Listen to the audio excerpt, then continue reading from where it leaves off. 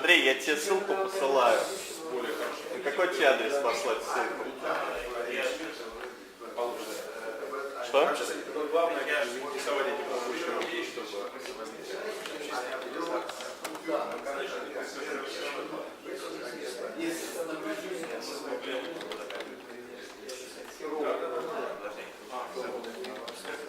Нет, это одна из вещей, которые, конечно, надо смотреть. То есть у нас она естественным образом возникает, но там не совпадает что. Например, когда люди смотрят на технические предметы, у них есть морфео-расовые, у них что-то ниже, чем то, что получаем мы. У нас высокий там белый камень. Это не то, что... Не, у нас получается более высокий. Мой бывший студент, он сейчас как раз хочет посмотреть на другие моды, которые в возбуждаться там. Я тебе положу куда-то дать.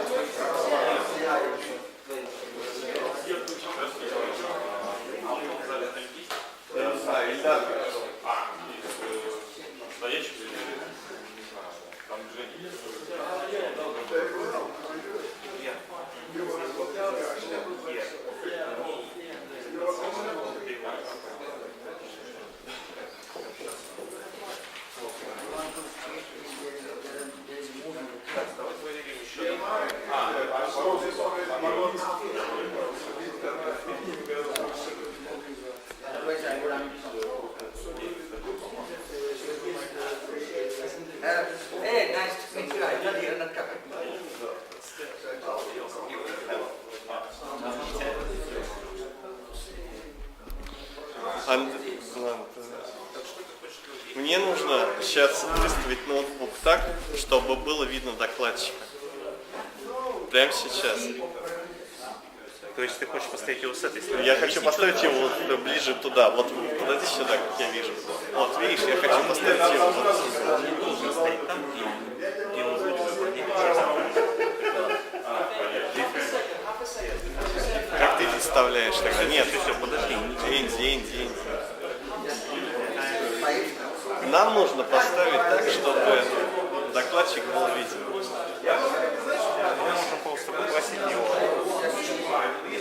Ну, то есть, если ты можешь, давай подвинем стол, во-первых. Не будем мы ничего двигать. Подвинем.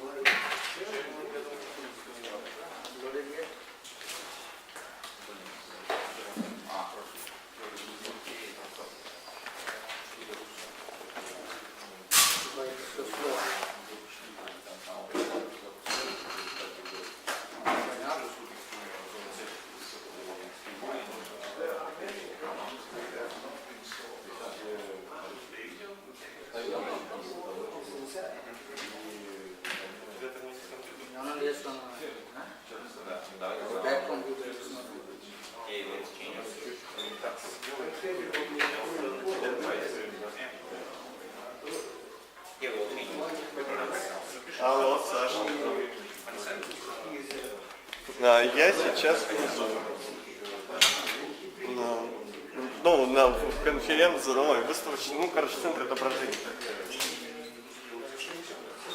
Я занят. Что ты хочешь? Скажи мне.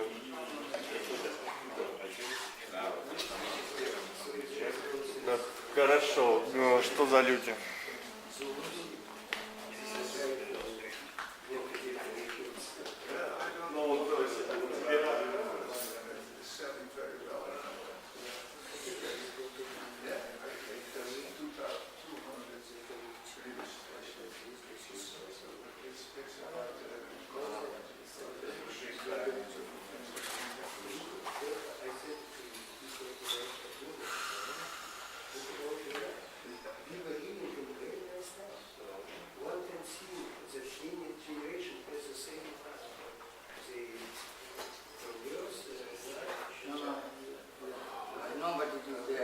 Where is that?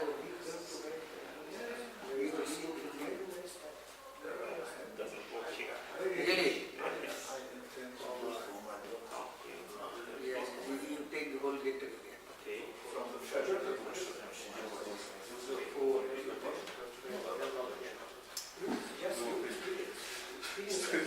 Еще на 2 часа посмотреть наш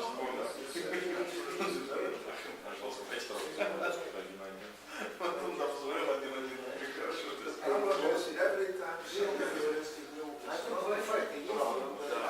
Да, есть. Есть. Он такой один.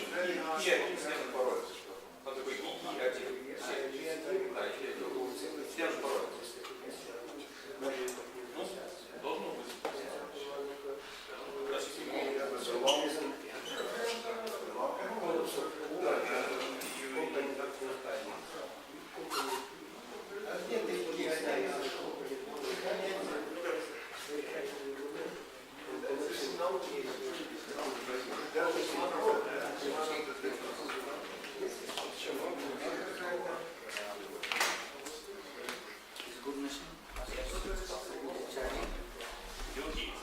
It's not charged. Она здесь. Not charged. Нет, не надо.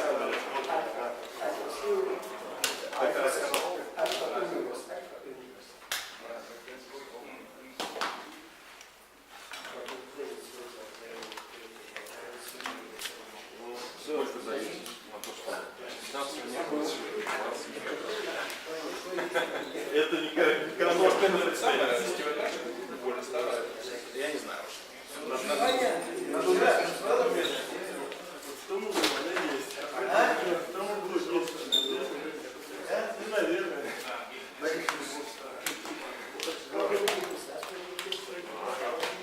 Они увеличиваются в 3 раза. Потение человека.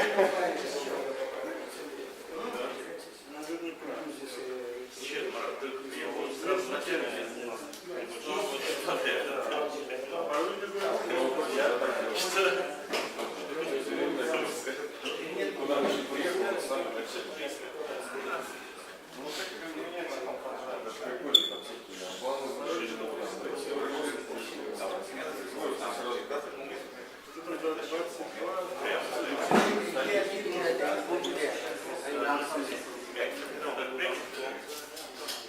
No, but it is not working.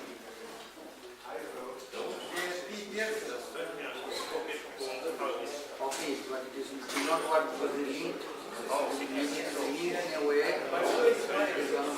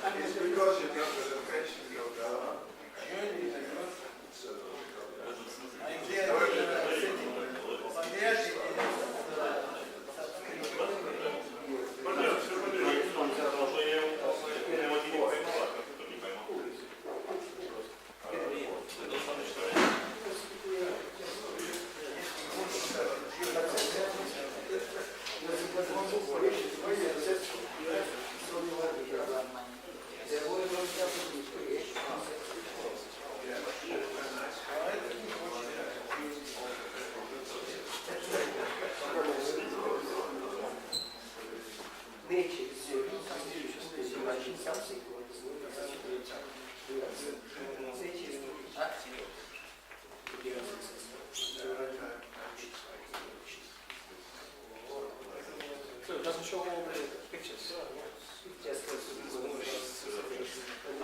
this is just a zip file.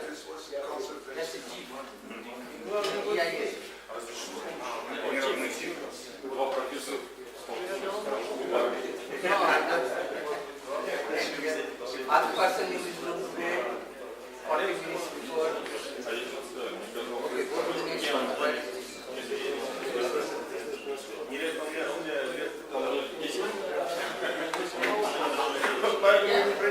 PowerPoint, Microsoft.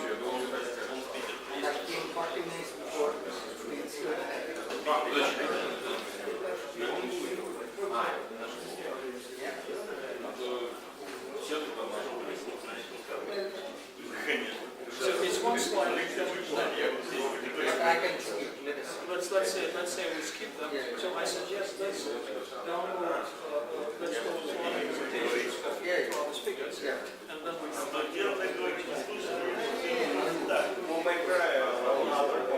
Okay, maybe we will this time also read it. Can you read it now? Let's try. I suggest. All of them we copy. Okay, so let's try the report. You should start there.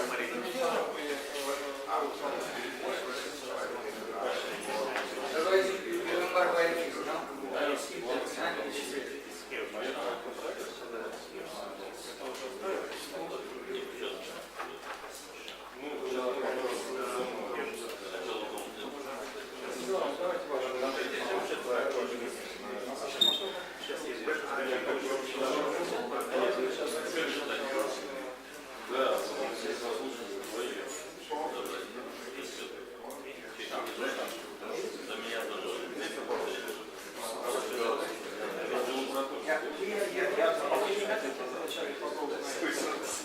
Нет, я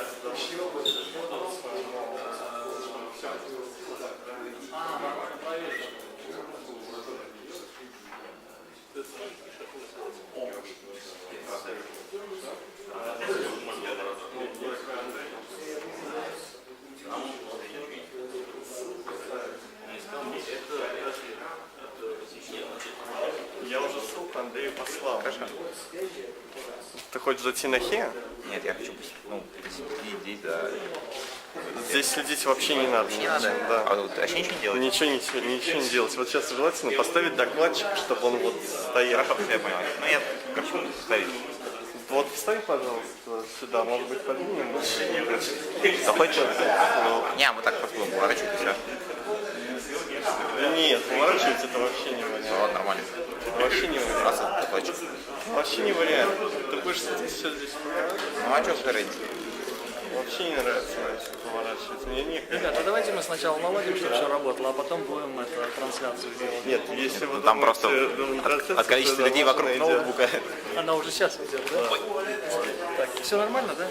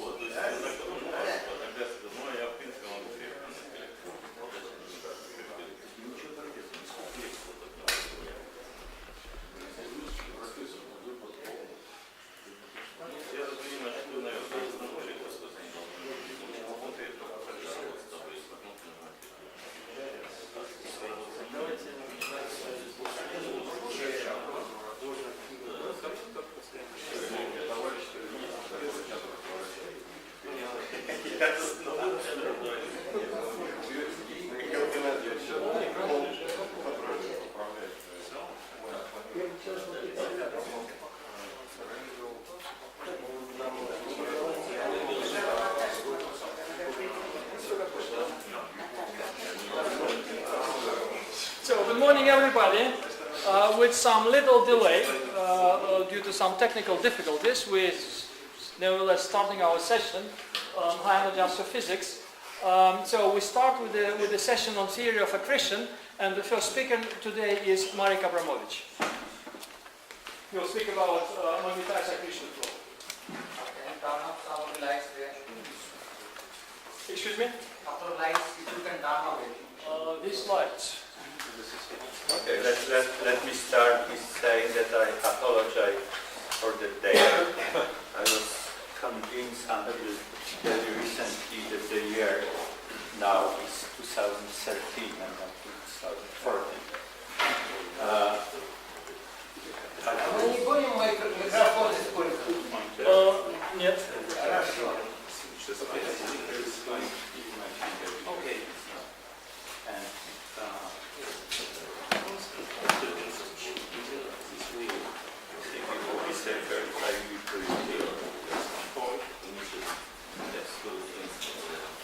So, in these technical preparations for the next talk, I seen the title of a talk which will be given by my friend and collaborator years ago, Professor Chakrabarti from India, and the title was The Complete Solution of Accretion Flows with Viscosity and Radiative Transfer. Then when I seen this title, I thought, my goodness, why should I speak about a work which is kind of not even completed the first step towards understanding not the full structure of accretion flows, but the structure of accretion flows very near black holes. So it would be, nothing is completed in which I talk today. And let me start from a very old picture which was suggested in the classical papers decades ago about the inner edge of an accretion disk at ISCO, or a little bit closer perhaps to the black hole than ISCO. So in this figure we have distribution of angular momentum, Keplerian, stable, unstable, in the disk, and this angular momentum distribution could be also lower than Keplerian. What is important is that at about ISCO, accretion angular momentum changes from being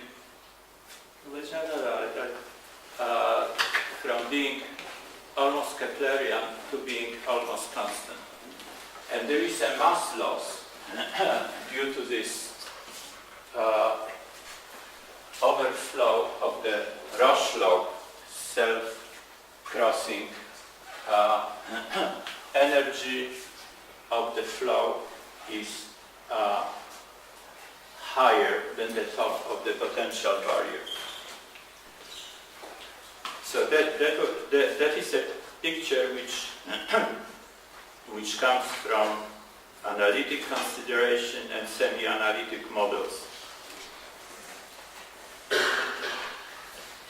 based on the classic alpha description for viscosity, which says that the total viscous stress is proportional to total pressure and the coefficient alpha is constant. So that is not what comes, this constancy of alpha is not what is consistent with recent numerical simulations, which are showing that close to the black hole, alpha is not constant and changes in a very specific way. That is the most important slide of my talk. And my talk is devoted to kind of analytic understanding of this behavior. So very far away, alpha is constant and very small, typically of the order of 10 to minus 2, like in most of the magnetohydrodynamical simulations. Then, closer in, it grows. ISCO is here. It doesn't recognize ISCO. Behavior of alpha is ISCO independent, as it was found in a recent paper by Balbus 2 years ago. Then goes to a maximum, which is at around 3m. In Schwarzschild geometry, photon orbit is at 3m. And then very quickly goes to 0 at the horizon. So the question is, let me stress that this behavior is seen in all simulations done by several groups, and also in these new Harvard simulations, which I know of, in which radiation is included. So the question is it just by chance, or there is some reason, some physical reason for this behavior? And it could be that there is some reason that this rising part is because alpha may be proportional to the ratio of shear over vorticity. And of course, vorticity, which is proportional to the gradient of angular momentum, should be close to zero at ISCO, where angular momentum, Keplerian angular momentum has a minimum, or it starts to be constant. Vorticity is very small, so alpha should blow up in this region. And then alpha goes to zero at the horizon because general relativity demands that the stress of any kind at the horizon should be zero. So that is behavior which is not surprising.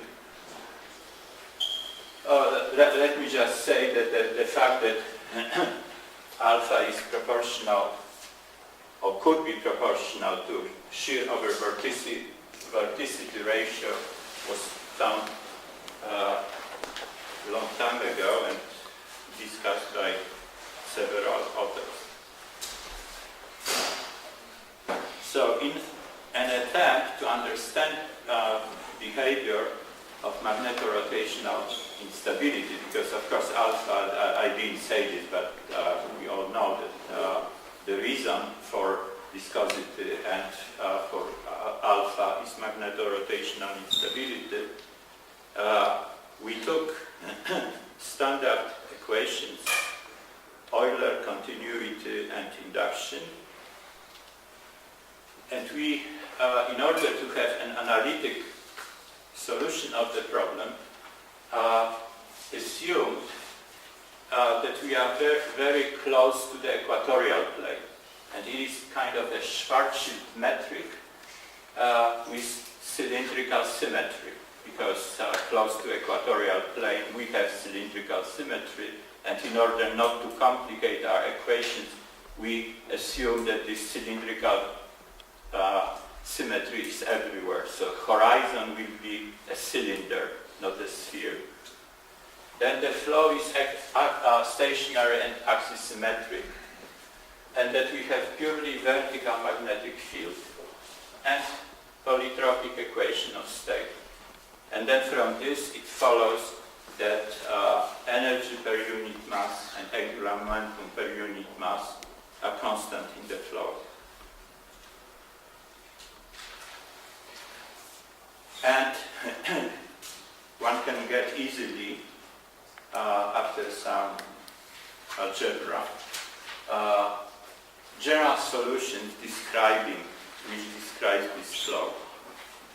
And this solution is very similar to solutions which were obtained by other authors before, like Gami's solution, for example, is not very different from this one. And of course, what is relevant in this solution is that we have a criticality, that differential equations which describe the problem have critical points.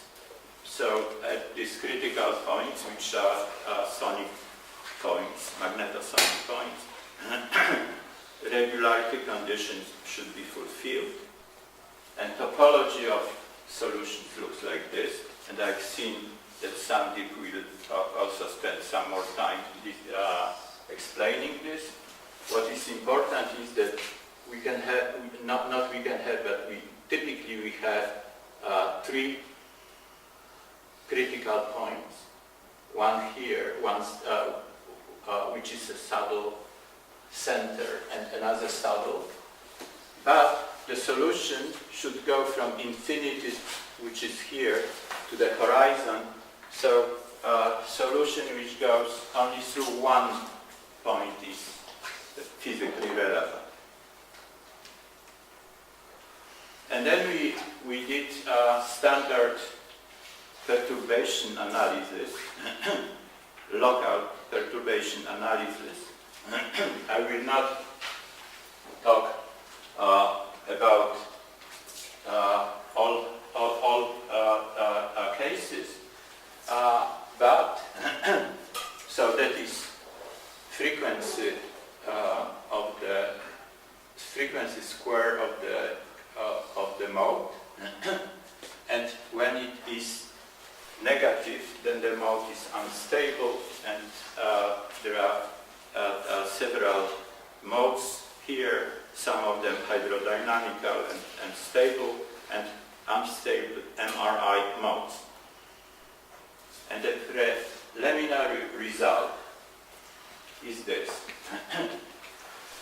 This black curve shows omega squared for an unstable MRI mode, which comes from this simple linear analysis of stability of this simple analytical model. And the blue line is alpha, calculated in the most recent Harvard simulations, GGRR MHD. And this curve, to me, are very similar. They are shifted. We don't understand why, but there are many reasons, because of course alpha, which comes from simulations, is not only linear part. It is this nonlinear saturation which is important. But in general, behavior, I will finish sooner than that. But in general, behavior is very similar, and this gives us a hope that perhaps we'll be able to understand, or rather not understand, describe analytically some of these beautiful numerical results which Jim Stone was talking about yesterday. Thank you very much. Questions to Marek, please.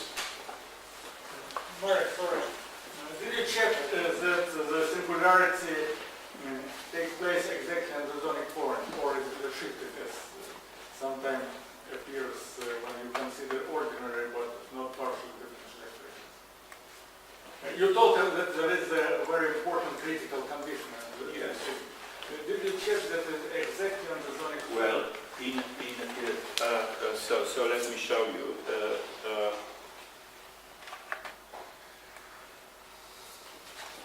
That is not exactly at the sonic point, but there is some interesting combination. There is this quantity A here, which is Alphen speed and speed of sound, combination of them of this kind. So it is precisely at where A is equal V, where it is A, which is combination of sound speed and Alphen speed of this kind. No, it's clear because Yes, but it's not exactly. exactly as So it's difficult to hear. pure aerodynamics, right? Yes. But I know that sometimes there is a shifting of the critical Not here. If you call the speed, which is a combination of alpha and sound A, then it is exactly when A is equal to V, Okay. with no shift. Okay. More questions? In your last picture, you show the increment, square of increment of instability. Yes. But why then the linear effect will be important for this increment? I don't know. There is there is a shift, and this shift is significant But you say, in the maxima. you say due to some nonlinear effect which you don't include in your linear analysis. But this is No, it is, I said this for example. I'm unsure why there is this shift, but I'm sure that we should explain why. Because it could be that these curves are similar by chance. Okay?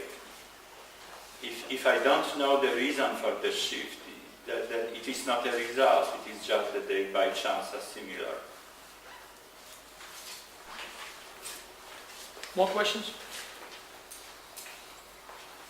I have more empirical, well, probably more empirical question. You have a very low alpha at large radii.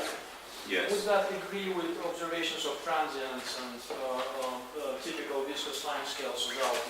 Well, that is an issue which was discussed for many years, and the answer is no, it doesn't. That's community opinion is that alpha, which comes from magneto-hydrodynamical simulation, is at least is about order of magnitude too low.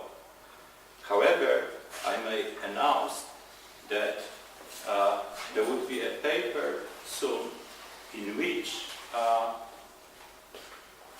my friend Jean-Pierre Lasota, Omer Blaise, and two students will tell something interesting about why there is this disagreement between observations and theory. So there would be, I believe, something important very soon, but I cannot tell today what it is because I know about this work, I am discussing with authors, but I am not one We'll of them. interrogate you during the coffee break. Yeah.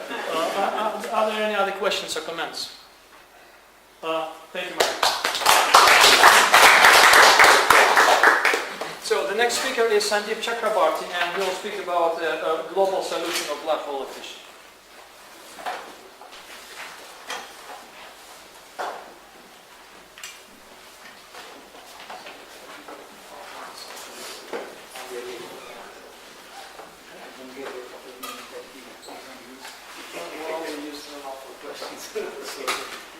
Okay, so see the solution is almost now more or less known, and we can explain the spectral properties and the timing properties from the same solution. So I have like others that who believe that, people have to know even these slightest things. I think that I know that what Einstein said. I want to know what God's thoughts are, rest are details. Now so the thing that I will mention today are exactly what is going on, but the details could depend on several things. Now, when people talk about accretion disk, first thing they have in mind is like CD-ROM, some hard disk.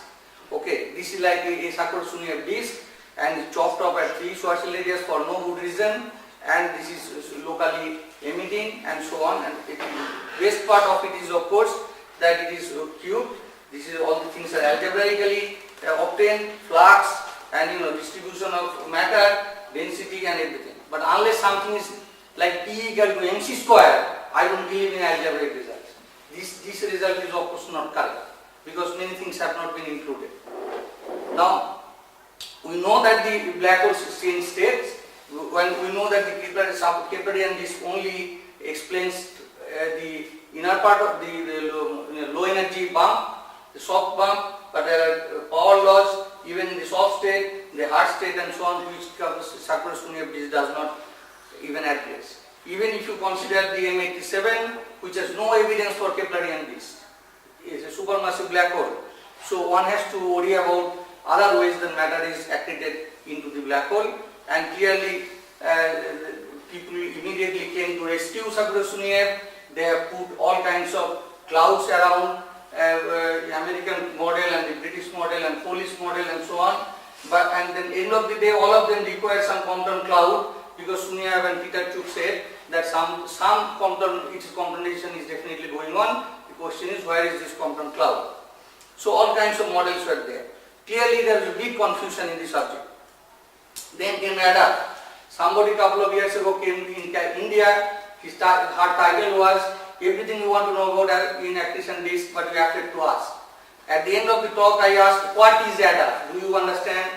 Ramesh Narayan was sitting in the audience. In front of him, she said, ADA is something like this with a plenty of hand waving. There is nothing that she could tell better or nobody opposed from the audience. Now, so the issue is not what you, whether we should understand we understand that this is a human being, but whether it is the whole story or we want to know much more details. So the issue is now to understand the details, we want to have a complete solution, as complete as possible. So of course there are many models beforehand. All of them will have ad hoc assumptions, and the idea is to find a generalized solution, so the other solutions are special cases. You take the general, all the normal equations. I don't take any special equation given by God. The same things, radial momentum equation, transport equation, heat equation, except that I also include quantization. The solution that I get, I will run through this in detail how I get it, is that this is the anatomy.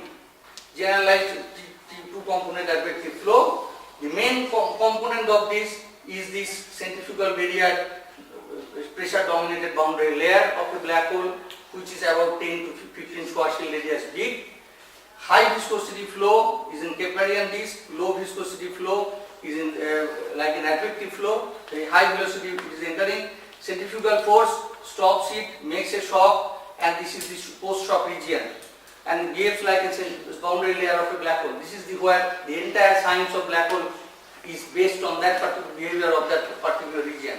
That is the region which is producing the jet. Magnetic field plays very little role except for adding some viscosity, that to 0.01 maximum by value Solé.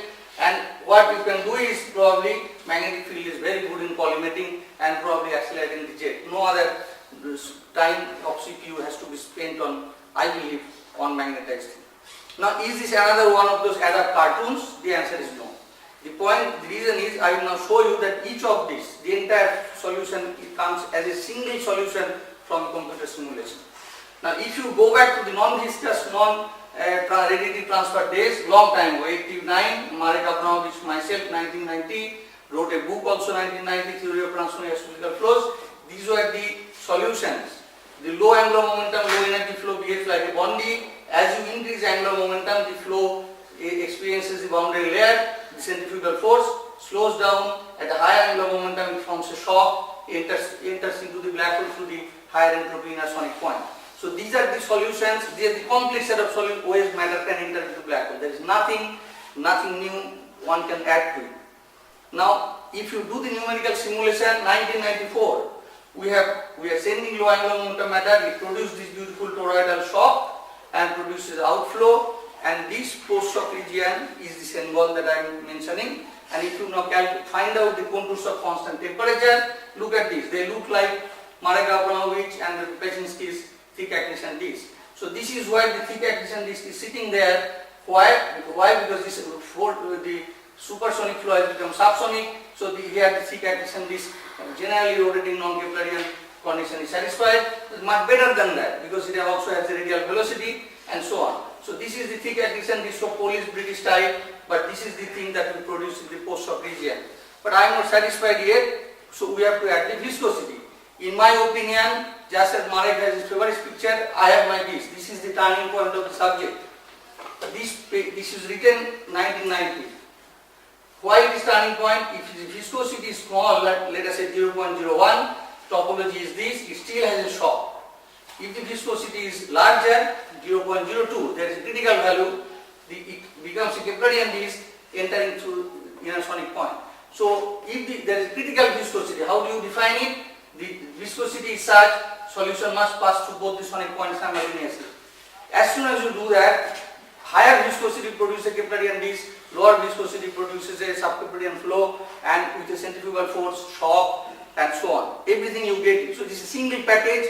So all you have to know is a flow, whether it has a high viscosity region, low viscosity region simultaneously.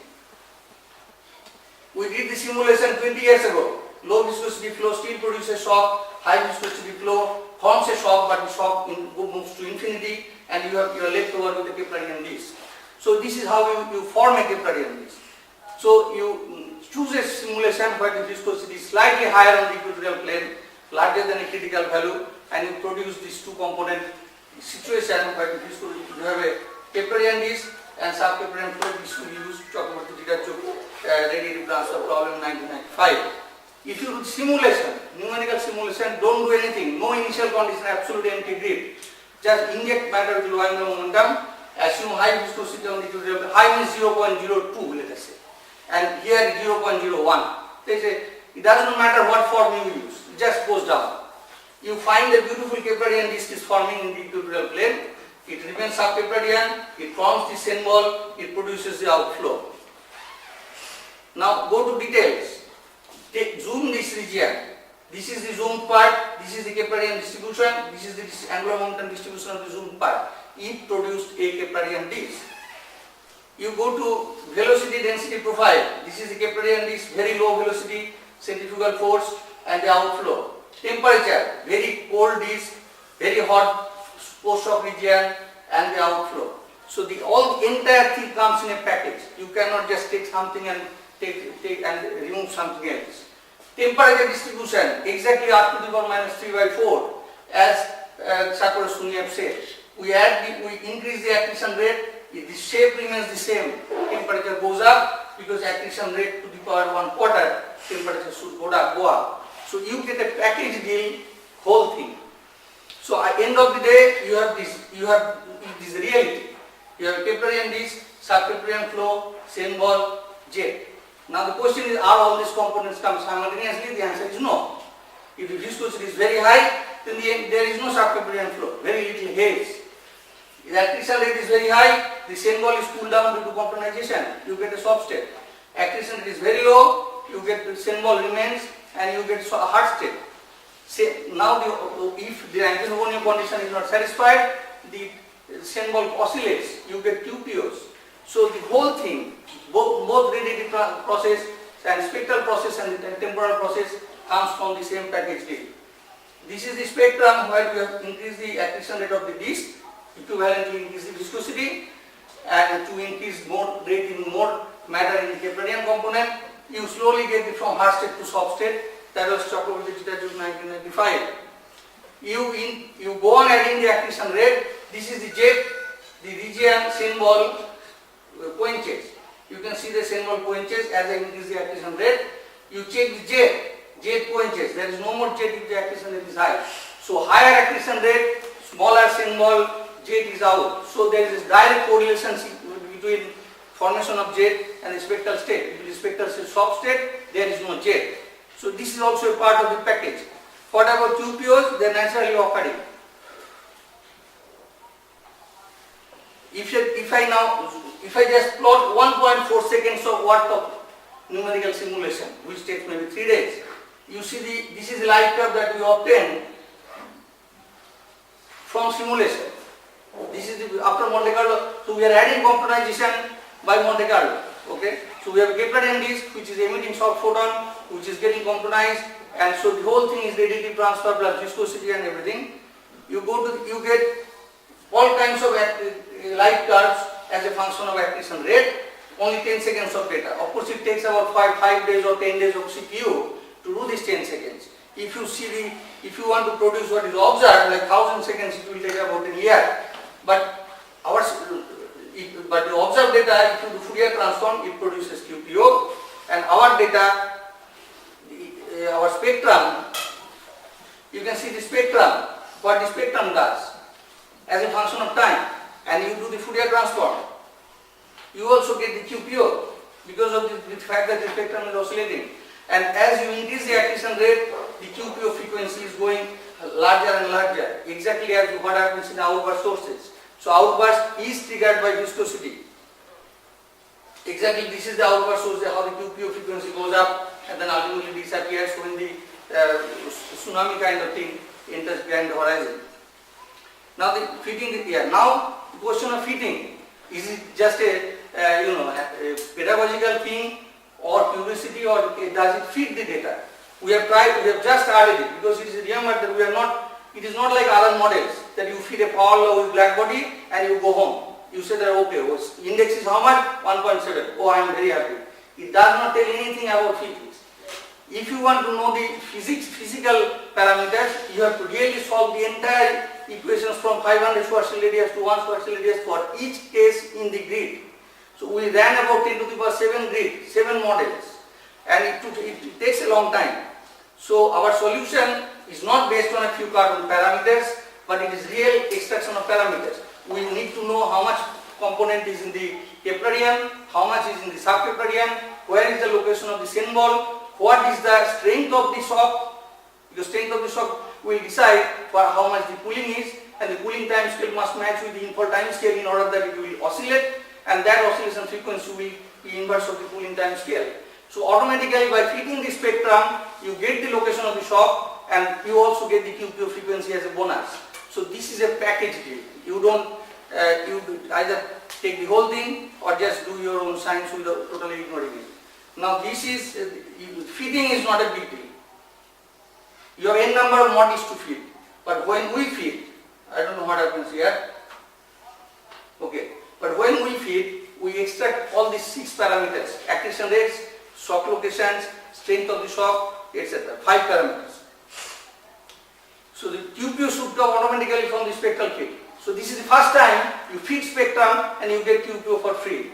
This is not something that no other model can do. They have to put some block, they have to do some all kinds of viscose and all kinds of flaring outside the scenario. But in our case, it is a part of the thing. These are the 3 the sources. For instance, this is just published in MNRS. 3 sources. You have the accretion rate of the disk, accretion of the halo, location of the shock, strength of the shock, chi-square about 1, and you can see that the QPO what you observed is this, and this is what the QPO is found out from the location of the shock. So roughly speaking, it is matching. Roughly almost matching. We are almost there, except that there is turbulence in the disk, and that the turbulent pressure has to be added to get the shock location, etc. So generally speaking, we understand. In the case of outward sources, the same thing happens. It oscillates and it becomes faster and faster and faster oscillation. QPO frequency goes up as the shock moves inward. At the same time, at the decline phase of the outwards, the shock goes to infinity, the frequency also falls down. No, you don't have to add anything more. It is a part of the deal.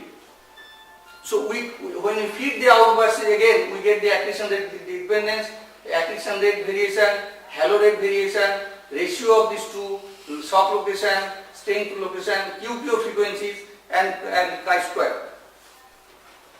So these are the variations one can see. This is the accretion rate ratio. For instance, when we see, if we did not require a second component, accretion rate ratio would have been constant.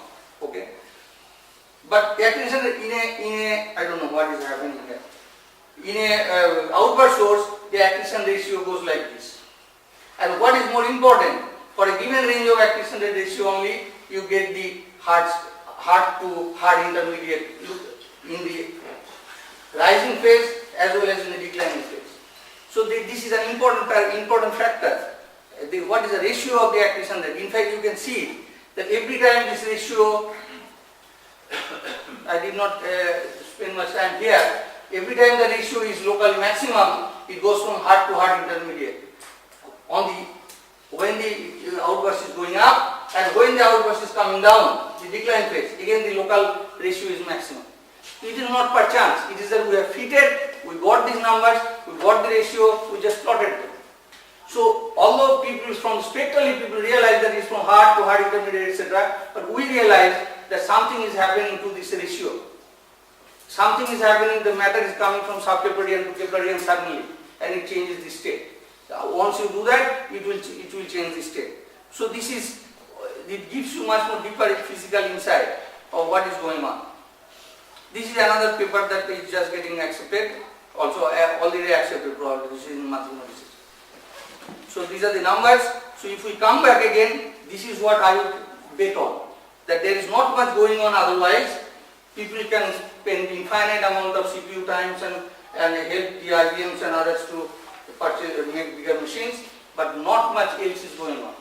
The computers, you can replace this by lowering momentum matter. In AGN, you will get exactly the same thing at a different time scale. So concluding remarks, we have most general solution of viscous and radiative accretion flow around black hole. Okay, we can reproduce the Sakor-Sunyaev, we can have the thick accretion disk, we have all this. When the rates are intermediate, it will be the slim accretion disk, and everything is there because it is the most general solution. Is correctly the self-evident as the spectral timing and research flow symbiosis can be addressed to the solution without any reference to any other hand-waving model. All the other existing flow models are found to be special cases. Data feeders may still ignore the solution over cartoons. It is their choice. Indeed, they are drawing cartoons as close to our picture as possible without citing most of the time. Westerners are mostly side to side this, only wise and most accurate solution of the East. This is the only model which is from eastern part of eastern part of the countries. Others are British and Poland and Western Americans and so on. And therefore, it will outlast all other models. Because I am not in a hurry to convince people around. It will stay. Thank you.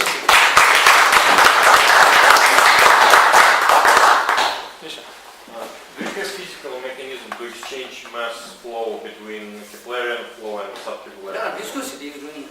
No, I mean, what physical mechanism exchange the mass between this flow and this flow? No, suppose you inject in substrate low angular momentum matter. No, I do not have low momentum. Then you don't get anything in the whatever you see, you will never see anything. Wait a second. All disks start from the high angle momentum flow. No, that is precisely the set problem we have. Okay, so the point Most is of the things are coming from winds. There are wind accretion in high mass X-ray binary. We know that the wind accretion is there mostly. Unless you have fact is very simple. There are observational evidences of two components. You see NASA papers.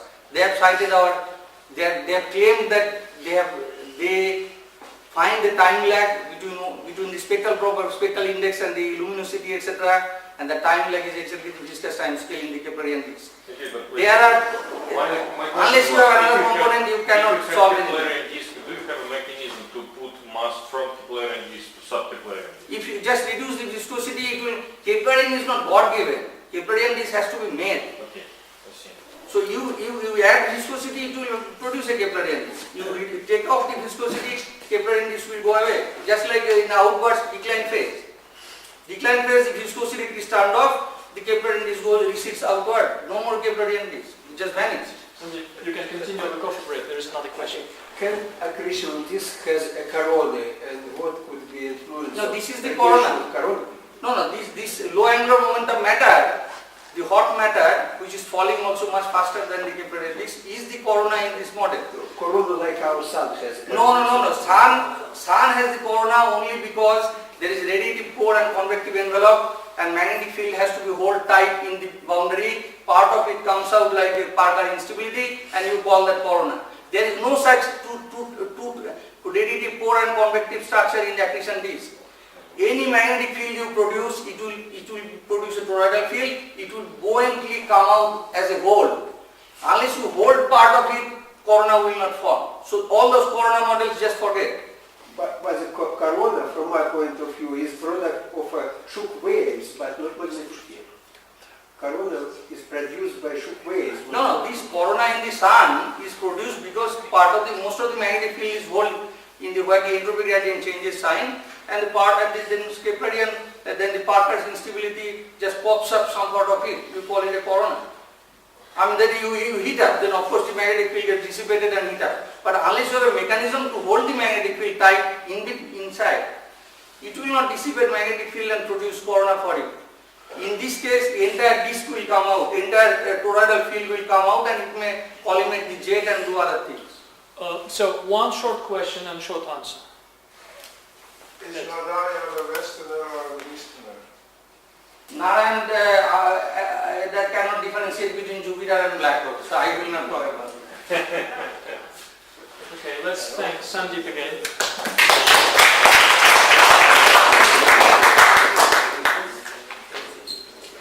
So next speaker is Nailin Nagamov, and he'll tell us about accretion of rotating gas on the supermassive black hole.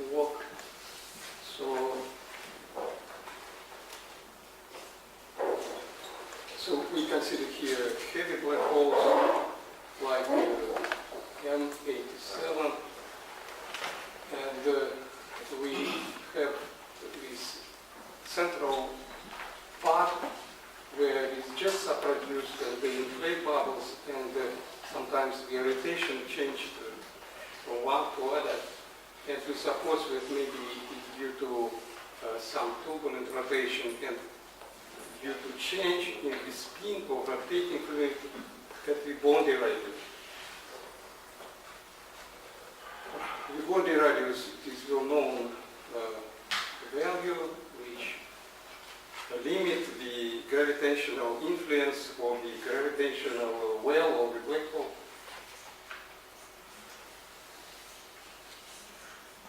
And it is,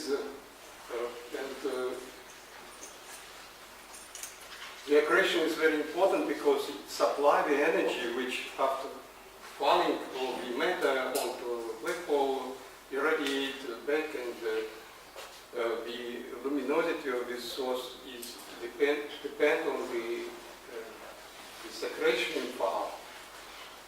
And the accretion phenomena is well known for many years, and Yakov Zeldovich was one of the first who introduced the accretion and understand its importance.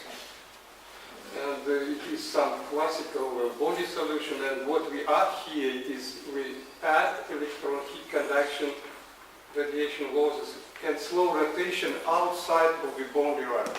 So outside of the boundary radius, we have not only radial inflow into black hole, but it is rotating fluid, and we want to generalize the body picture to this case where you have rotation. And also electron heat conduction was included in past, for example, in Parker wind it was included.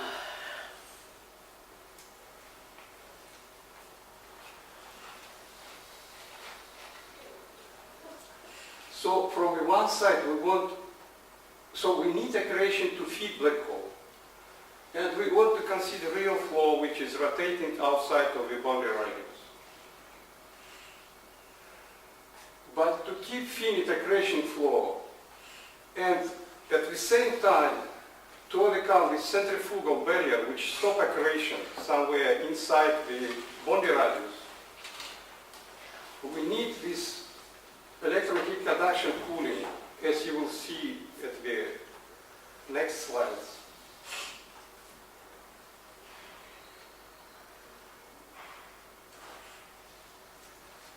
So we have boundary radius, we have slowly rotating fluid outside the boundary radius. Slowly rotating means that the Mach number of the rotation velocity outside the boundary radius is something like few percent relative to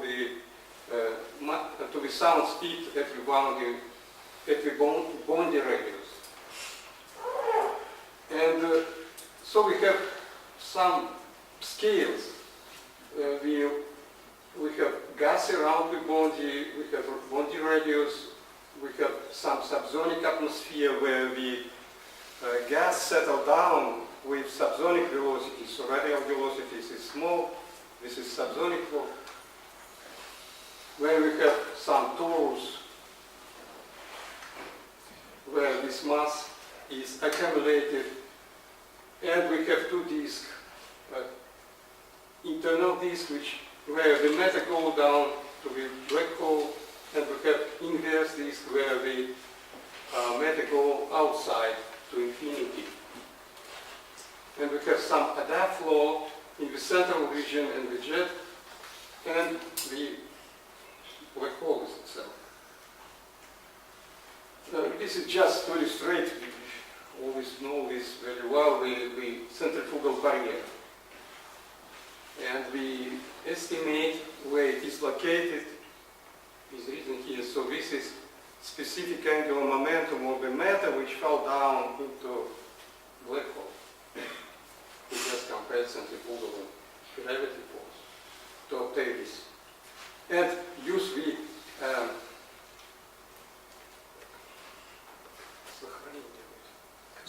conservative of the angular momentum for the particular fluid particle. And from this, it is easy to obtain that the position of centrifugal barrier relative to the wasted boundary radius. And the position depends on how fast fluid rotates outside the boundary radius. So typical value is something like 10%, 5%. Therefore, this ratio of the radius is covered 2 orders of magnitude, 2 or 3 orders of magnitude. And at the boundary radius, you have Keplerian velocity, which is equal to the sound velocity. This is definition of boundary radius. But your rotation velocity is smaller than this velocity. It is subsonic rotation. Some turbulent, subsonic, usual rotation. Usual turbulence, which is typically subsonic. So it is 10 times smaller.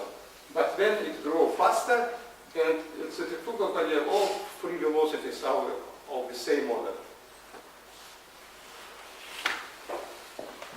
And for this galaxy, we have these values. So it just normalized to the gravitational radius, and so somewhere outside the boundary radius we have some mixture, turbulent mixture, where the gravitational influence of the central body is not significant. So it rotates somehow with some small subsonic velocities, turbulent.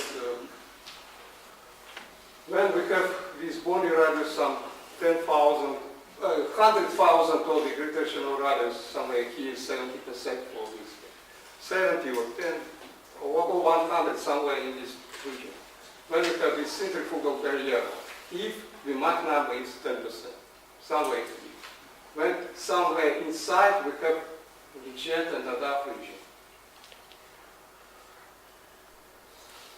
And this is just cartoon to illustrate what is happened. So we have just radial flow, just usual body flow, because the rotation velocity is small, square of this rotation velocity is less than %, therefore the rotation pressure influence is small,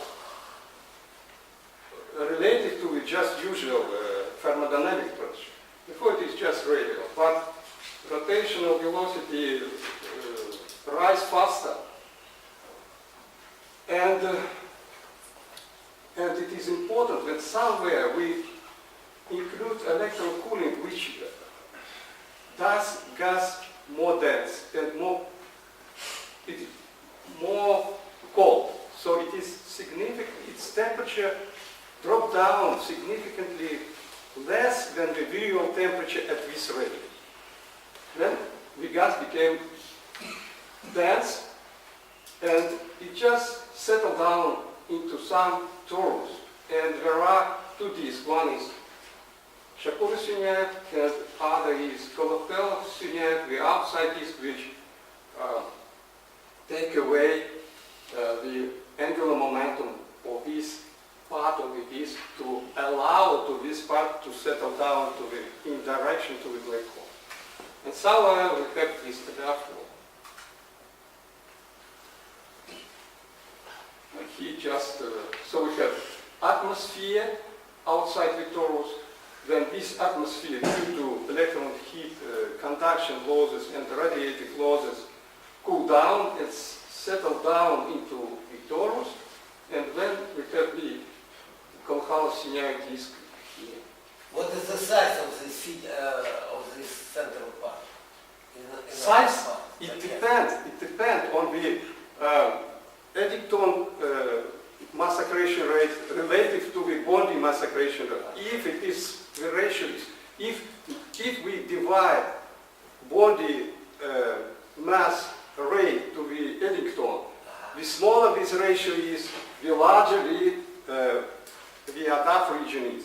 So at some very small bonding radius, bonding mass accretion rate, it can eat the stars. So the picture disappears. But we have some windows where, okay?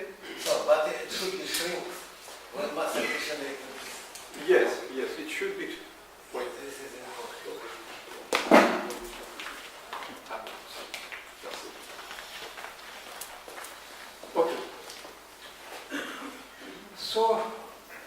here I just argue that we settle down of the rotating fluid form not thick torus. Thick torus is similar to the other, to the slim disk, to the thick disk, but due to electron heat conduction losses which initiate Bremsstrahlung losses, we obtain this thin disk. Thin in the sense that toroidal radius is smaller than the radius, the distance from the black hole. In this sense, it is thin. But they should be called quantum cooling as important. We include quantum cooling. I will show equation later.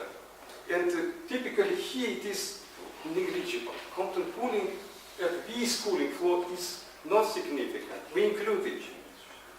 It is important somewhere here, but at high radius it is not so important. But Bremsstrahlung was. And there is interesting paper by Narayan and Fabian, and I just here repeat what I was saying just. So here we have small body ray, then this attack flow will be wider. And it can somehow overcome this torus, because the position of the torus depends on the Mach number. So if Mach number is small, then we shift down to smaller radius, but adapt is. So they can intersect, and it will be another picture. But for some window in mass acceleration rates, this picture is possible. Okay.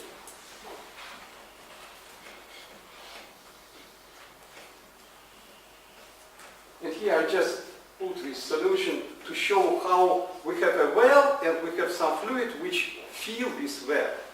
So this is fluid, it fills, and important point is that our temperature due to cooling, our temperature is small. This maximum temperature in the centrum of the torus is significantly smaller than the local virial temperature in this point, something 5 times.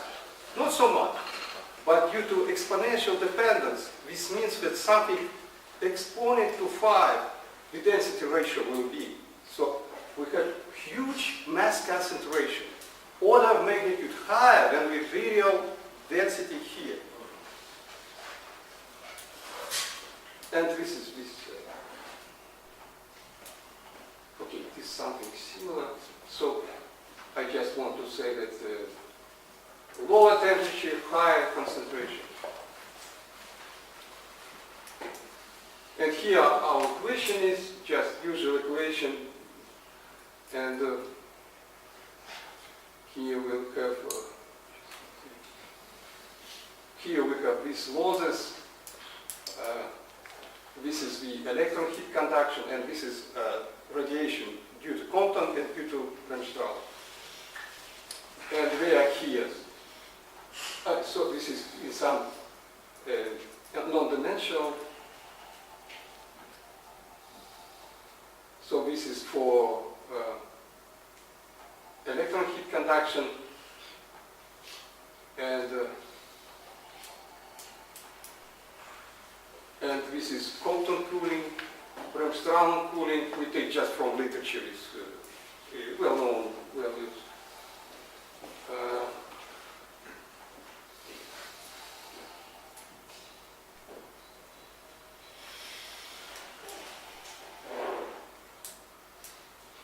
And the temperature difference may be high between the ionic and electron components, so we include temperature difference, take this exchange coefficient from the just usual from the Spitzer. But in heat conduction, we include these flux limited, all these flux limited theories, which is known. So electron heat conduction flux may be not Spitzer flux, maybe order of magnitude small. We include it. And this is typical solution. So this is 1/7 of the virial temperature. And this is our temperature. This is electron temperature and ion temperature. It is, so we pump energy from here to here, therefore we rise temperature. When we pump it outside, we also have Bremsstrahlung losses, and due to this, we have density, which is 2 orders of magnitude higher. Local density may be 2 orders of magnitude higher in this torus.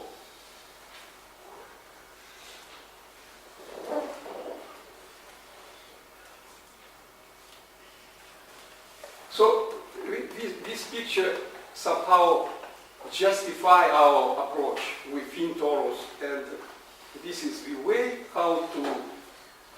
In fin torus, we now have huge viscous friction, which can produce these disks, which now grow as is usual. If you have torus, put it itself and solve Cauchy problem, and you will see that it will be wider, wider, wider, and it go up at higher radius and go down.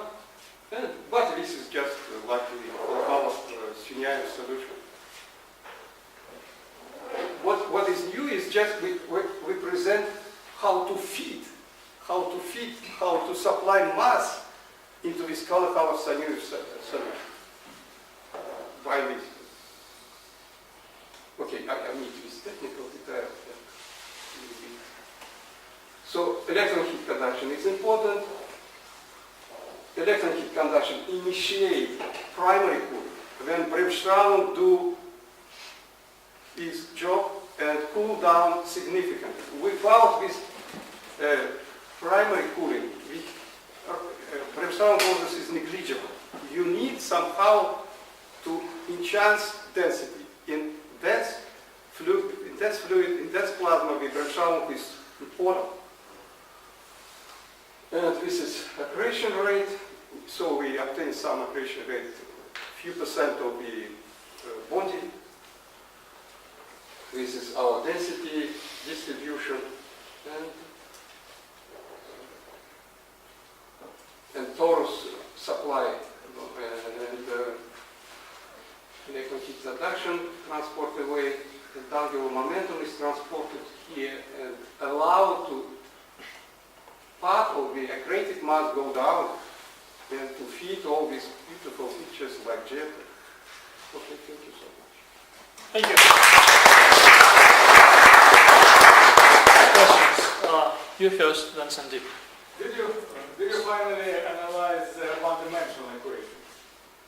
Well, not finally, but initially we analyzed one-dimensional. So our equations are one-dimensional radial symmetry. Yeah, but And afterwards we have all this speculation about how it is settled down, how it... how is possible to include rotation in this?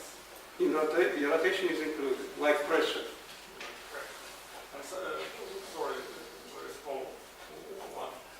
Bondi surface in your notation is the capture radius or zoning surface. What is the sense of Bondi radius? Bondi radius is where the Keplerian velocity is equal to the sound velocity of our... Capture radius, not the zoning surface. Not so. It is significantly subtle. Yeah, okay. So. Sandeep? Okay, I just want to mention that you mentioned Narayanan E solution, Yes. which is a self-similar solution, which has no length scale. It does not differentiate between the black hole horizon or the sonic point or shock or outer boundary, anything at all. That is the reason why I said that Jupiter and black holes are not differentiated. Now the point I am trying to understand from you is that what makes that flow add up and not a transonic astrophysical flow which is well understood with viscosity and rigidity transfer much before 1994. So I just have to know, because I need to know whether you know what add up is. I don't understand. Okay, I suggest we discuss this over coffee, which will start in a couple of talks. Further questions? Sorry, but... No, we So can you speak say on, where we we are can done? speak on during the General talk. problem. Further questions, please.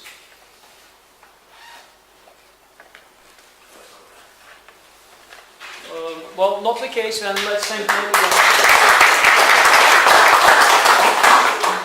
So next speaker is Raman Rafikov, and he will speak about the boundary layer around the city.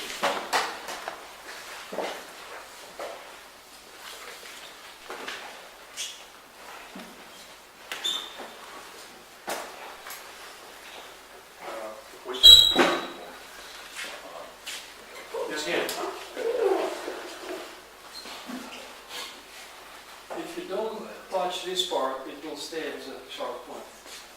Okay, I'll try.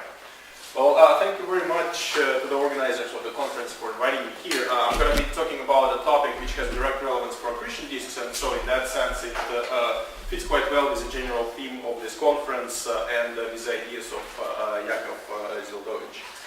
So the subject of my talk is boundary layers in astrophysical systems where accretion is happening onto an object with some surface.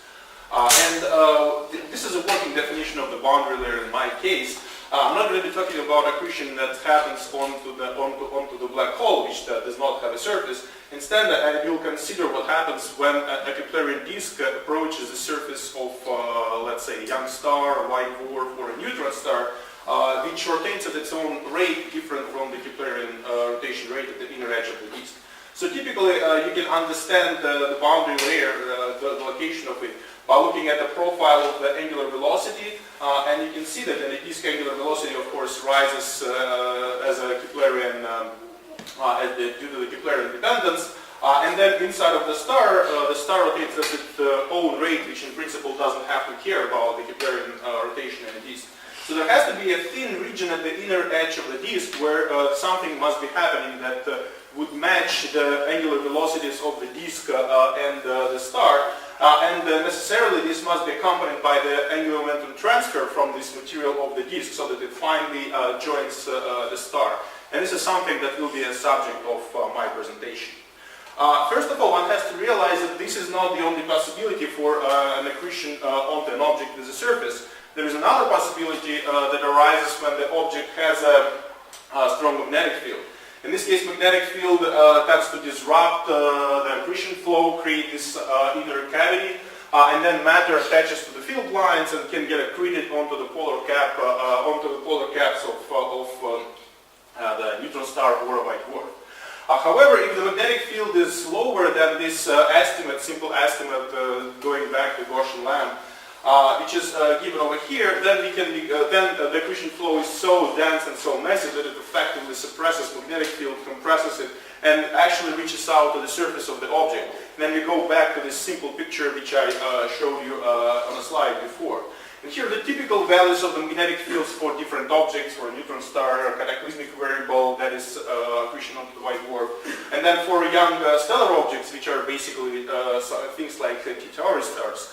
And you can see that these are all reasonable values. So for example, for neutron stars, this will be magnetic fields of LMXBs. This is magnetic fields of the white dwarfs, and so on. So all this reasonable, and in principle, this situation should quite often arise in nature, that we have such a boundary layer as I described before. Okay, so in practice, people have first invoked boundary layers for actual astrophysical objects when they started talking about accretion onto the white dwarfs. First papers written on this subject go back to Kippenheimer and Thomas in the 70s. Then there has been a flurry of activity by Ramesh Narayan and Robert Popham, who provided quite a detailed investigation of this question in cataclysmic variables. So this is one of their calculations of accretion onto the white dwarf, which shows, for example, the profiles of the angular velocity in the disk as a function of radius from the surface of the star. And you can see that omega indeed experiences very sharp transition. Here they consider the case of non-rotating stars, so it goes from Keplerian value to 0 within less than 1% of the radius of the star. At the same time, this solution has been obtained by using slim disk equations, so it accounted for the radial flow of energy in the disk, and this radial flow of energy actually allows the temperature to be high within a broader range of the disk, about 10%. But overall, the overall result of this calculation has been a prediction that boundary layers in cataclysmic variables should show up as some kind of soft X-ray component around 0.1 keV or so. In a neutron star, the same boundary layers should also naturally arise because you have an object with a surface that rotates with a sub-Keplerian speed. Here it was shown by Naid Nagamov and Rashid Sunayev that the geometry of the flow can actually be quite different. In this case, very high temperature that gets reached at the touch point of the disk and the star becomes so high that it becomes preferential for the material losing angular momentum to actually climb latitudinally towards the poles of the stars spreading out on the surface of the neutron star. And this leads to the formation of the so-called spreading layers in neutron star systems.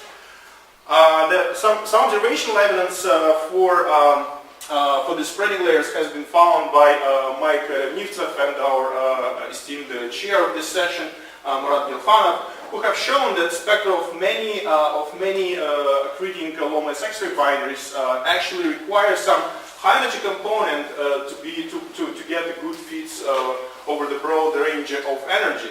So, for example, there are two systems shown here which have this component which definitely does not fit the high-energy tails, but these tails can be reproduced if you add up additional component which they ascribe to the spreading layer. And this component actually is quite invariant from system to system. So, and the interpretation was that this may be related to some properties of this spreading layers.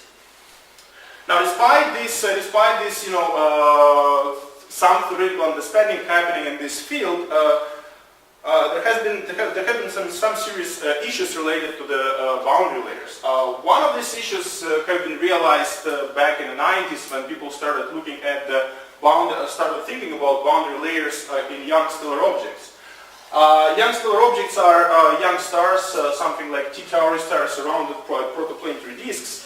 And in some cases, usually what happens is that they have strong enough magnetic fields to disrupt their disks and create inner cavities. However, there could be some instability happening in the disk, and then we know this instability as so-called FU Orioni outburst. During this outburst, the accretion rate can go up to as high as 10 to the minus 4 solar masses per year. But even if it's as high as 10 to the minus 6 solar masses per year, then you should get a usual accretion, the boundary layer picture, because the magnetic field will get compressed and the disk will start touching the star. So this is one of the calculations of the fits to the spectrum of the FU Orionis system, assuming different outer radii of this hot inner accretion flow. You can see that pretty good fit over optical and infrared wavelengths can be obtained if you take this particular value of the outer radius of the disk. Then you get very good fit to almost all of this data. However, an interesting thing is that this fit only took into account the disk contribution to the spectrum. And there is no boundary layer here. Because if one will include boundary layer according to the theoretical calculations, one would need to include a component with very high temperature of further 15,000 Kelvin. And it's clearly not present in this spectrum. So somehow a boundary layer has disappeared from this system, and this has been a persistent problem for FU Orioni objects. The same problem actually arises in white dwarfs. In white dwarfs, very often people do see X-rays produced in the white dwarfs, but in many cases these white dwarfs are high-energy X-rays. And very often people just don't detect. I mean, in cases when people are able to detect the X-ray, soft X-ray component, they usually simply don't see it. And this has become known as a missing boundary layer problem. In white dwarfs, we also observe the oscillations which arise during the states when there is a high mass accretion flow in the disk, dumping a lot of mass onto the white dwarf. These are known as dwarf nova oscillations. And the periods shown over here as this data points as a function of the white dwarf mass are usually quite well correlated with the frequency, the declared frequency at the inner edge of the disk. But the origin of these dwarf nova oscillations is still unknown to us. So resolving all these issues is severely complicated by the fact that we actually do not understand what is causing the loss of the angular momentum for the material that needs to be transferred from the inner edge of the disk onto the star. For a long time, we know, or we think we know, that the angular momentum transport in the bulk of the accretion disk happens due to the magnetorotational instability. But magnetorotational instability requires angular speed to fall with a radius. And inside of the boundary layer, quite naturally, you have omega increasing with a radius. So that automatically means that MRI is not going to work in the boundary layer. So something else must be mediating transport there. And all these theoretical calculations which I mentioned before, they essentially relied on some ad hoc descriptions of the viscosity, such as parameterizing it via the alpha parameter. At the same time, we know that the shear must be quite strong in the boundary layer, simple azimuthal shear, because these boundary layers have to be supersonic. The material is moving at a supersonic speed above sort of static surface, and this might give rise to some interesting possibilities. So we have set out on a program to investigate the physics of the boundary layers with my colleagues at Princeton, Jim Stone, who is sitting in the audience and has been a very important part of this work. These are my students, Sasha Filipov and Mike Gulayev, who has now started a postdoc at Berkeley.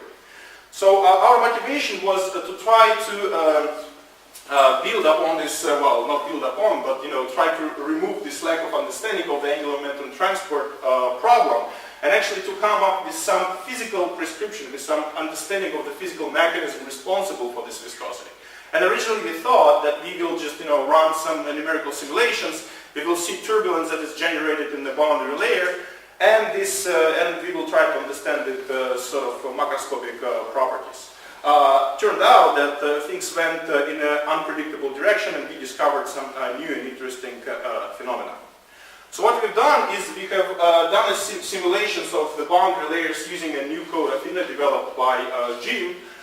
We did the simulations in many different geometries, but the focus was on the cylindrical geometry and looking at sort of the motions in the R-phi plane of the disk, sort of the equatorial plane of the disk.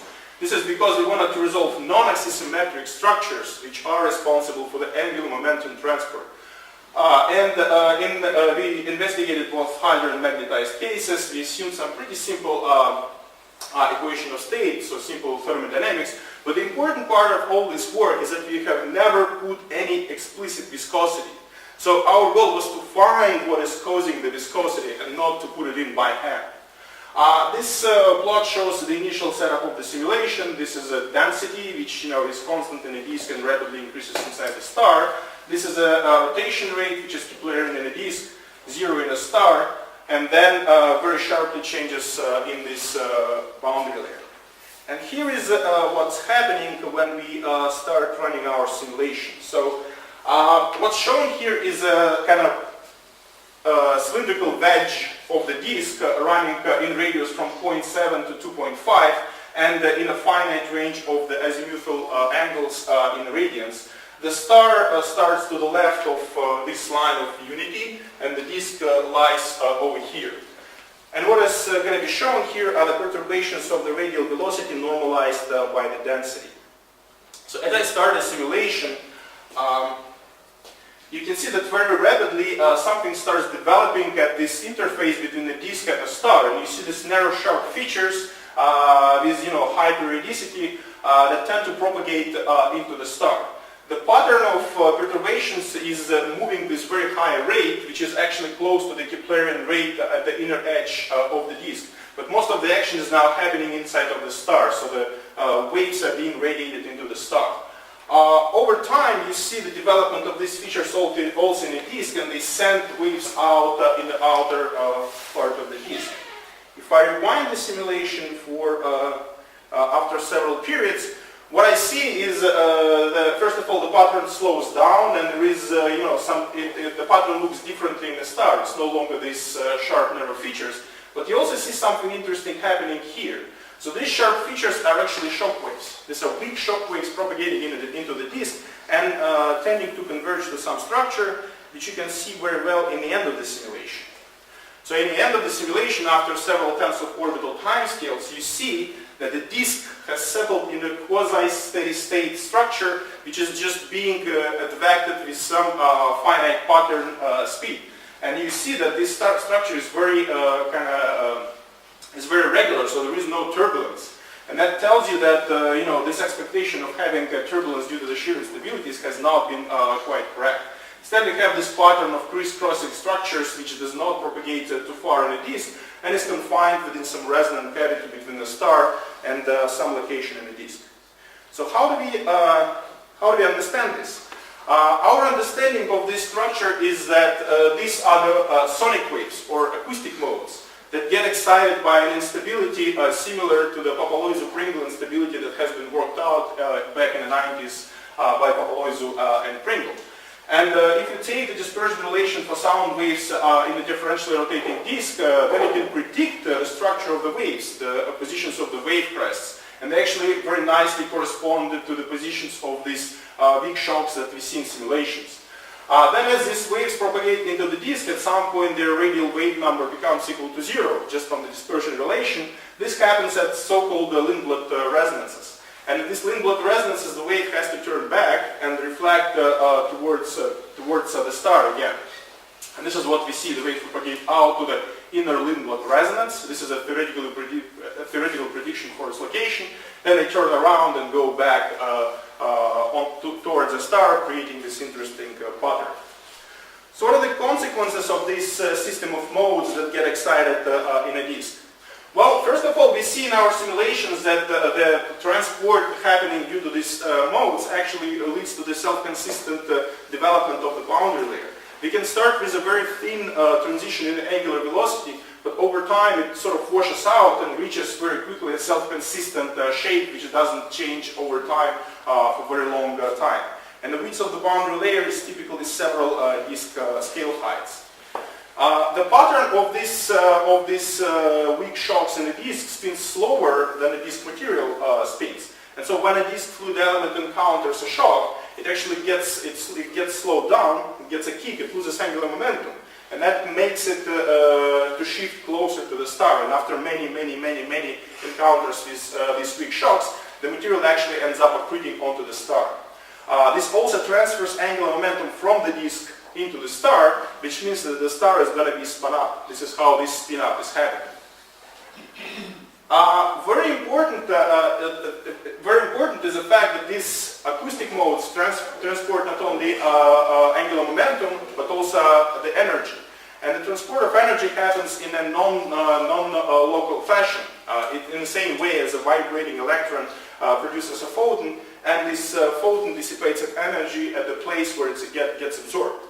So here the same thing is happening. The waves, these acoustic modes, are excited somewhere in the boundary layer, close to the surface of the star, but then they propagate far enough on the disk. You have seen that this resonant region has had a radial extent of about the radius of the star. And as a result, a lot of energy gets dissipated over large fraction of the disk, and a lot of energy actually goes into the star. This may actually be quite relevant for explaining these missing boundary layer problems in FU Orionis and CVs, simply because when you radiate the same amount of energy, not over a very narrow boundary layer, but over a big range of the disk radii, then you get a lower effective temperature, and you just don't get this component of the spectrum that usually is related to the boundary layer. We have also found that this mechanism is very robust because we have seen these modes operating in a full global geometry.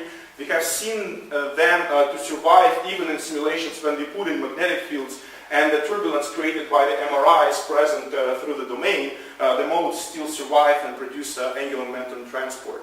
So this mechanism is, it's new, interesting, and it's very robust. So in summary, I just wanted to, bring attention to the significance of these boundary layers in astrophysics, because they should be happening in a variety of different accreting objects.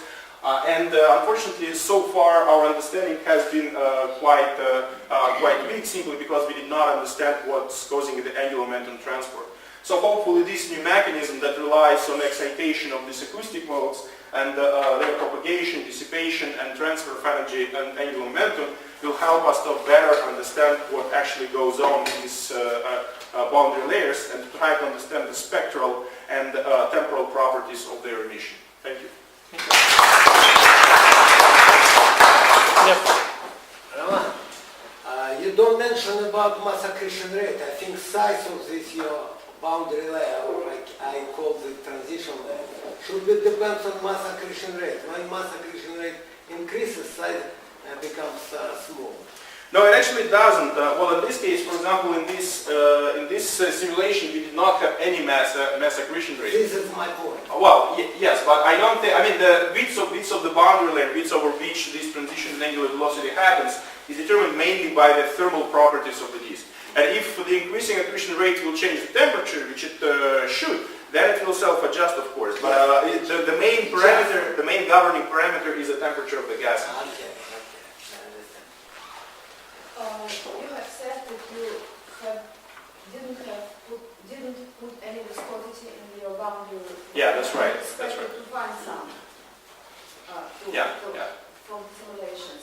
But did you put any viscosity in the disk outside the boundary? No.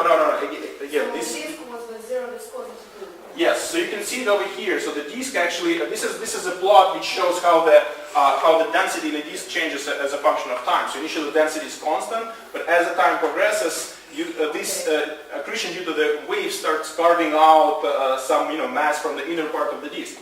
At the same time, nothing happens in the outer part of the disk, which is a big credit to Jim Stone, who wrote such a nice code with such a low numerical viscosity. This is exactly what is expected.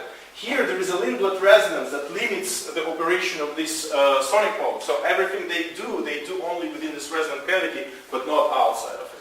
So do you think if this would have any viscosity, this picture would change? No, it wouldn't, simply because in these simulations which have magnetic fields in them, MRI is generated naturally. And it should bring, if we would run this simulation for a very long time, it should bring the mass in from the outer part of the disk to the inner part of the disk. However, it doesn't change the whole physical picture.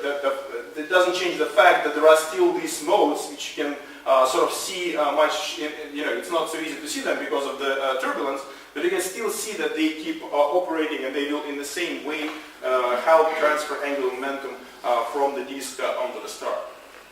Thank you. Marek. You show n equals 6. Is it for example, or it is a wave number of the mode? M equals 6. Oh, the Mach number. No, this is the Mach number, yes. What is the n as a wave number, azimuthal wave number? Right. Well, this is a very good question, actually. In our simulations, we are finding different things. So the m depends on the geometry of the problem. So, for example, in a fully global geometry, the m should correspond to the number of these small blobs in the boundary layer. It's about 25 or 30, I forgot. But then in a fully global geometry, we also have this additional resonant condition, which is related to the fact that it takes some time for the mode to propagate to Lindblad resonance, come back, and when you have this in a sort of ratio of rational numbers, you get this additional kind of global wave number operating in the disk. And that, of course, is all related to the frequencies of any possible QPOs that may be excited in this system. So Yuri, then Ed. I have no question. No question? Okay. The answer to the question. Well, as part of your original motivation, you mentioned the observations by Newton and Milfano from boundary layers in neutron stars. But now you're saying that the energy is actually transported by the shocks away from the boundary layer and dissipated further in the disk. So how does it change the original argument of Milfano and Newton? Well, it doesn't, because in their case, the geometry of the flow was different. They considered the spreading layer, which spreads on the surface of the star. No, we considered observations. We didn't consider any theory, anything. Okay. Even better. They just have theoretical interpretation of observational results, and but the word spreading layer definitely mentions there is a in the special paper. component. There is a component in the emission of neutron stars, which most naturally can be attributed to boundary layer of spreading layer. Perfect. So this definitely is not happening here because we do not have any spreading layer. Many of the simulations are actually 2D. They just concentrate on the equatorial plane of the disk. We also did some 3D simulations. Besides the thermal equation of state, it's impossible to see the formation of the spreading layer, and this is something that is going to be the work of the future. But I have to say that in the spreading layer, we also run some simulations which are more relevant for the spreading layer, where you have just two-dimensional, basically shooting box, in which you have a strong shear, and it's just two-dimensional. And in this case, we also see the same thing, the pattern of modes emerging in this kind of spreading layer. But in this case, they're trapped within this spreading layer. They're not going anywhere. So I have to interrupt this interesting discussion. We have to move on, unfortunately. So thank you, Roman. And the next speaker is Nikolai Shakura, and let's see what we'll talk about. he'll speak about the wind accretion onto magnetized neutron stars.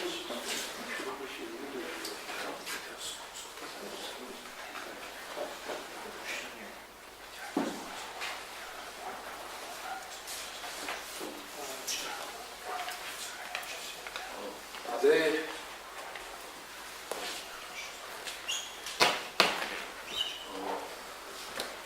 my report, I would like to discuss the classification of wind accretion onto magnetic neutron star and nature of SFXTs. This talk prepared with Konstantin Pasnov. Is the plan of my talk. In introduction, we will discuss the supersonic and subsonic wind accretion, and we will discuss two regimes of plasma entering the magnetosphere, quantum or free frequencies, and we also discuss the high and low off states in X-ray pulsars, and tensor or beam from accretion column, and we will discuss our result with the observation of LX1 and the nature of bright flares in SFXT.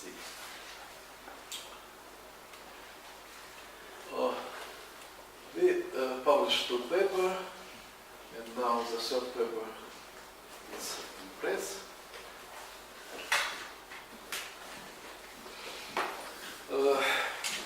Here I show the classical accretion, Bondi Hall accretion movement from the optical star. And we have the stellar wind from the optical star. Neutron star with magnetic field is here. We have the shock, and if the characteristic time of cooling is many times less than the time of free fall, the matter fall on the neutron stars practically is free flow, is practically free flow. Is the rate of mass, Bondi radius. Nu is V. Sorry? You have nu and V. V. It's the velocity. Yeah. Yes, it's the velocity. It's main characteristic of classical Bondi accretion. Cooling times are short in comparison with free fall time, because practically free fall is the velocity. Near the magnetosphere shock appeared. The thickness of this shock is many times less than other radius. Yes, and the plasma rapidly cools and enters magnetosphere due to Rayleigh-Taylor instability. And plasma carries angular momentum. It's results, it's short results. And this regime takes place when the X-ray luminosity is more than this value.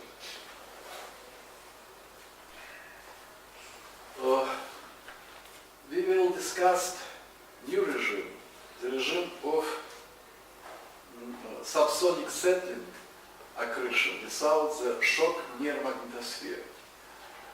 We have some shell after the bow shock. We have some shell here, and the rate of the accretion is less than the rate of Bondi.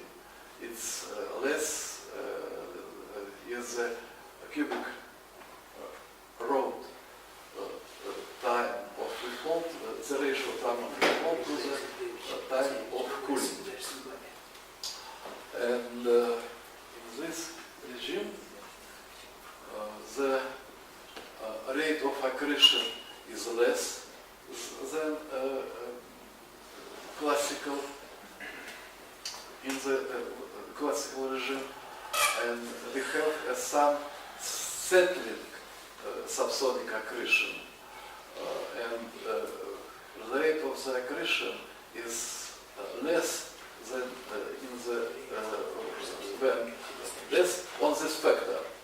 This factor is less than unity, and this regime takes the place at the as this luminosity less than this value. It's easy to calculate the structure, the vertical structure of this envelope. In the first approximation we have the hydrostatic equilibrium, and we have some adiabatic solution for gamma is equal 5/3. Organic surface. This surface is calculated from the balance of gas pressure and magnetic pressure, and we have such value for Zeldovich radius in this settling regime. This is Zeldovich surface, this is neutron star. Matter, the shell is in this region, and the magnetic field in this region. And there, the critical temperature, the subcritical temperature, if the real temperature is more than the critical temperature, then this surface is stable. And when the temperature is less than this value, then the matter begin to penetrate in the magnetic field due to the instability, Raytaylor instability.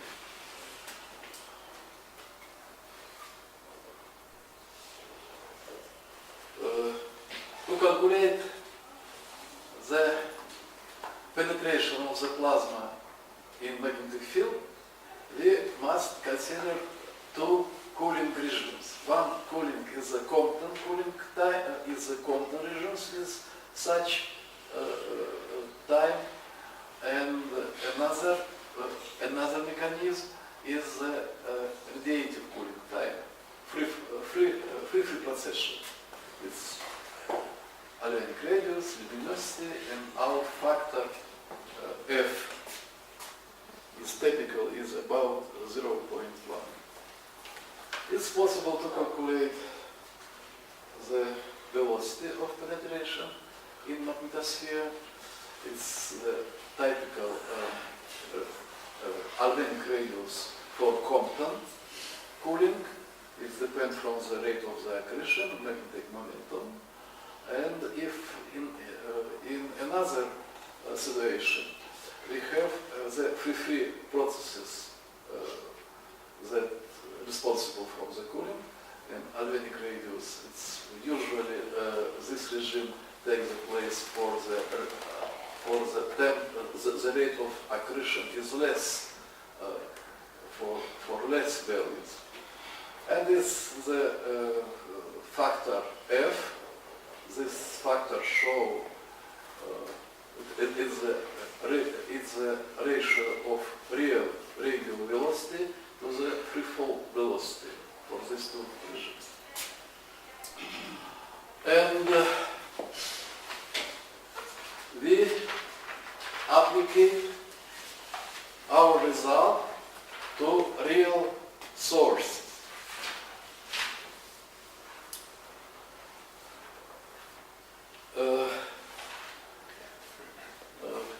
The best example is famous pulsar Vela X1. As what noted by Doroshenko and scholars, X-ray pulsation don't disappear during these off states. That is, accretion continues at about 30 times lower rate during the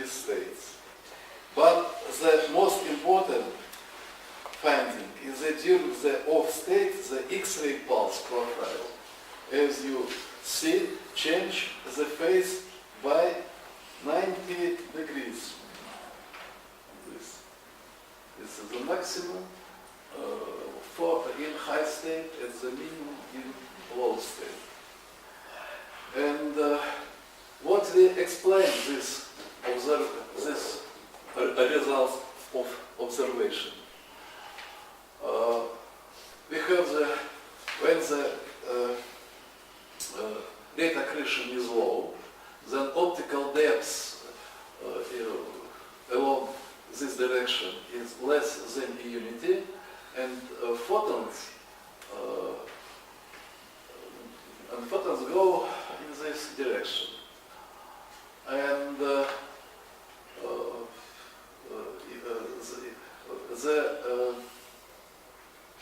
Albanic surface is less stable about the equator for low state. And in this case we have the radiative cooling, free processes for the cooling. But if the rate of the accretion high, then the optical depth of this region is more than unity, and photon begin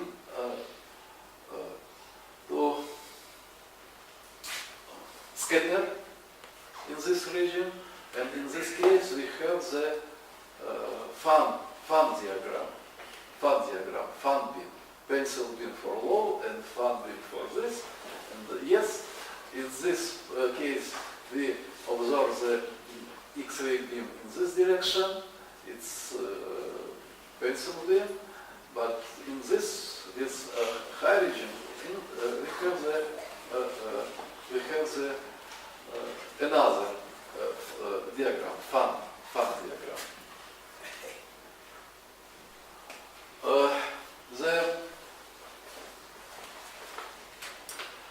Now let us turn to the non-stationary phenomena which can be associated with settling accretion regime. The most interesting example is the so-called supergent fast X-ray transients, a relatively new growing class of X-ray transients discovered by Integral. It's known now that these sources are related to high mass X-ray binaries, and accretion occurs from the heavy stellar ring. Here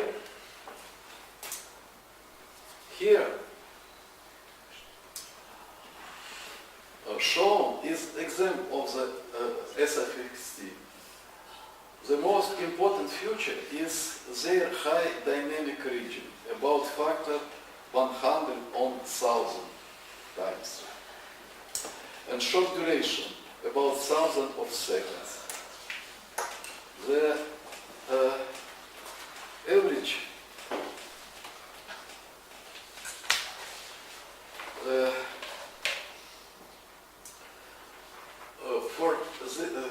for this source, we also observe the two different diagrams, two different beams. For in the at the low rate of the accretion, we observe the pencil beam, and if when the accretion, the rate of accretion is higher, then we observe the fan beams. You see this effect on this picture. In a recent paper, we studied the properties of the bright SFXT flares. We found that the energy release in the bright flares is correlated with the mean. It's the example of the flares, and this is a picture. Along this axis is the main flare energy, and along this axis is the mean X-ray luminosity at low state. And this, on this diagram, is the position of separate sources. Is some average, and this is from observation. And our result is here. We have the dependence from the luminosity as practically the same, and also it's possible to find the velocity. V is the velocity of stellar wind, normalized to the 1,000 kilometers per second.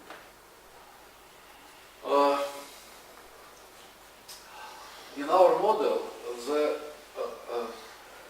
stellar wind is magnetized. This is the optical component. It's the magnetic field of the optical component. And from solar wind, it's known that the velocity of the wind in this direction is is less, 2 times less than in this direction. It's the magnetic field of this component, and how to produce an outburst. It's very. In reality, it's the simple formula for the X-ray luminosity at low state. Yes, it depends from the velocity of stellar wind, period of the binary system, and yes, of course, we have the setting regime also in this case. And if we have the magnetized wind, it gives a decrease in velocity by a factor 2, and the real Rx outburst is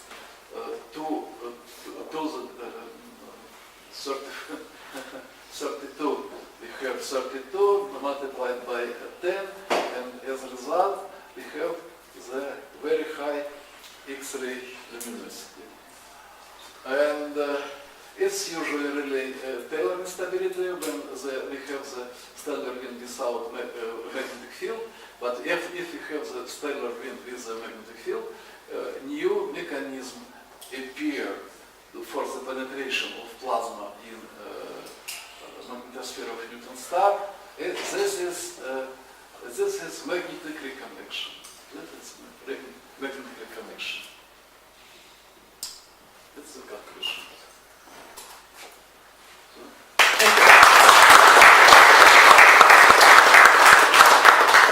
Questions, please.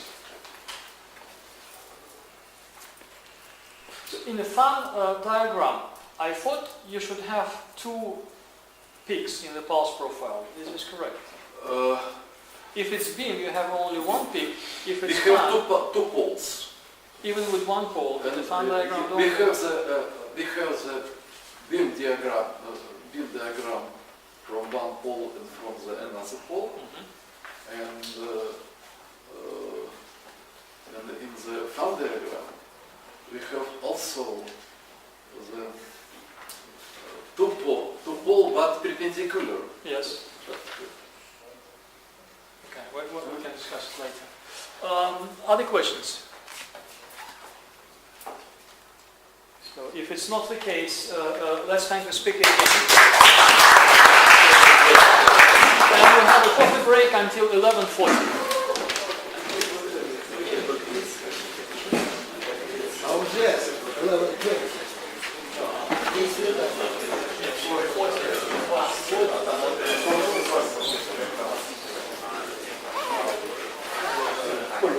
Thank you very much. Thanks a lot. When you show this,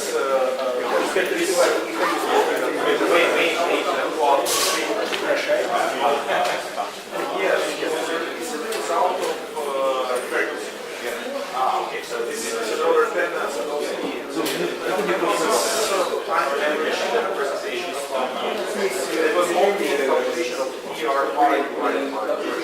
Алло, привет.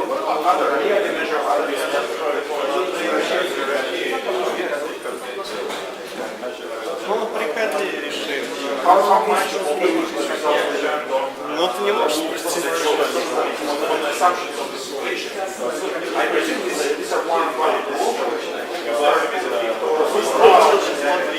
Ситуация такая, докладчика не видно в любом случае будет, то есть видно будет либо его силуэт, потому что подсветки нету, грубо говоря. Ты сам видел, наверное. Ну все, тогда вот тебе как сейчас есть, нравится? Все, хорошо. Давай, пока. Я сейчас чуть-чуть больше сделаю экран. Может быть. Ничего не надо. Вот посмотри, как сейчас. Если тебя так удовлетворяет, то все, я оставляю.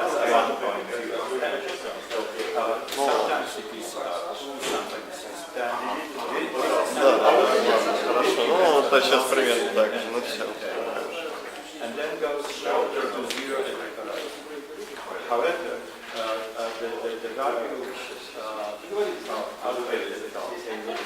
Depends on detail, but the shape does not.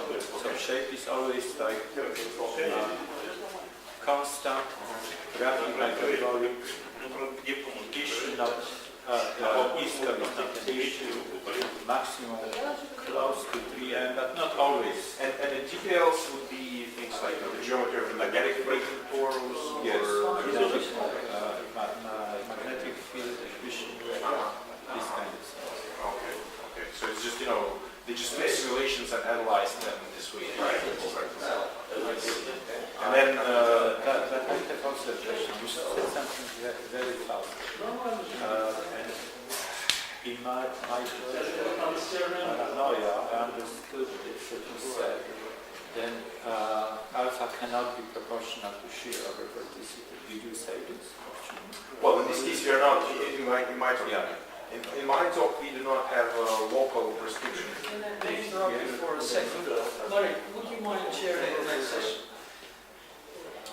Well, Yes. no pressure if you prefer just to say yeah. So it's from here, from Alexander's, from Sasha's talk until.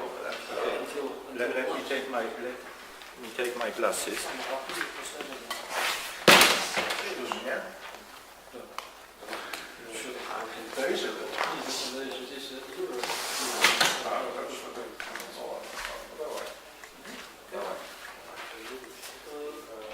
I'll bring you another one. Yeah. You're the chairperson for mine. So I'll give you this.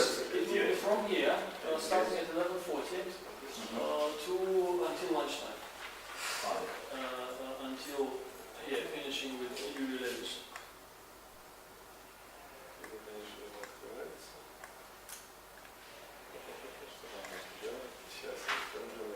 We have some lunch break. Well, most likely it will still be 1:30. let's try not to make it 1 hour. Yes. Let's not try to make it. It's start from here, start at 11:40. Yes. Yes. Make it easier for other speakers. Okay, so let's try to get out for a couple. Yes, sure. Thank you, man. No, well, I just wanted to say that in our mechanism, the transport is global and we cannot describe it by alpha. So you just cannot take a stress and divide it by pressure. I mean, one can define some sort of effective alphas, which we usually do in terms of through the m dot, through the mass accretion rate. But Okay, yes. I suggest you go and have coffee. It's obvious. No. when you have waves, when you have global thing, it's, for global transport, you just cannot define Because you alpha. first said about what I thought was that it is not shear over verticity. And then later on, you said about waves. Right. So I kind of thought about Okay, it separately, but you remind me right. Okay, good.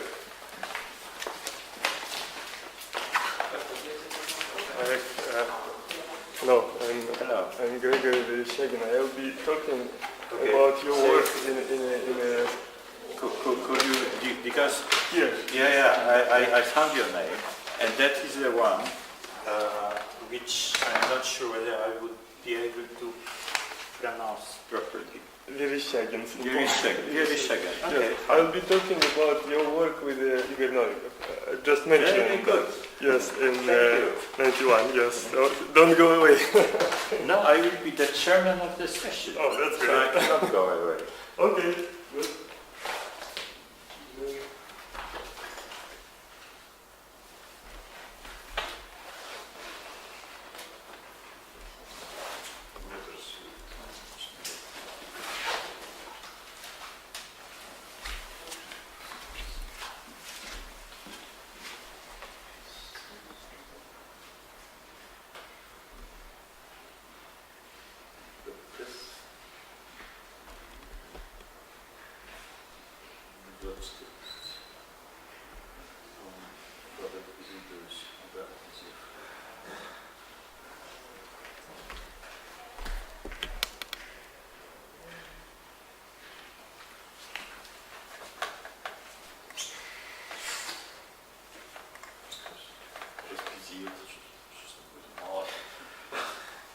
Ну, вроде нормально.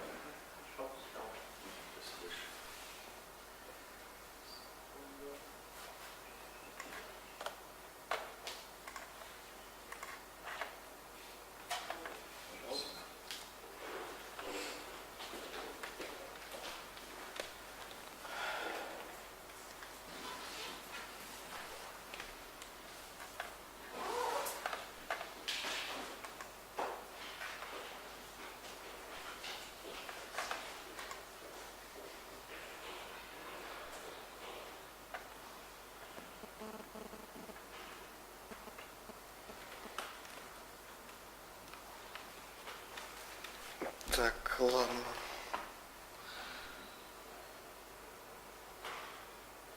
Все идет.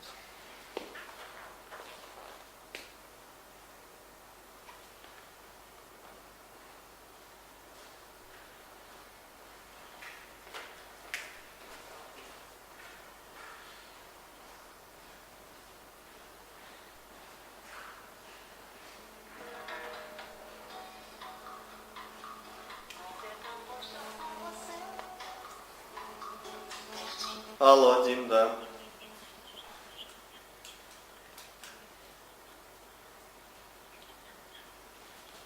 Да я понял тебя. Ну, короче, это, ну и вот всех. Ну ладно, забей. Он будет как раз этим, как сказать, на следующем черном.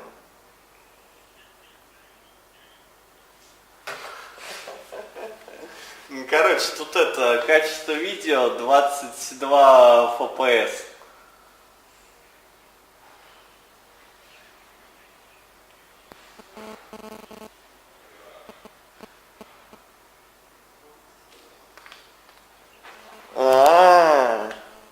Ну давай закрою.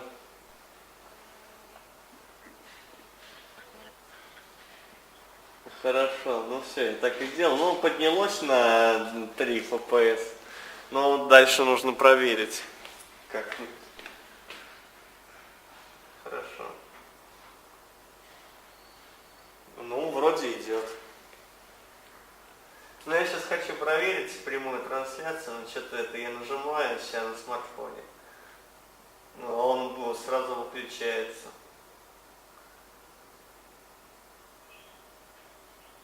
Лучше.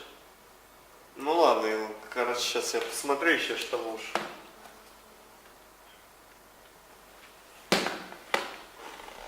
Ну давай, пока.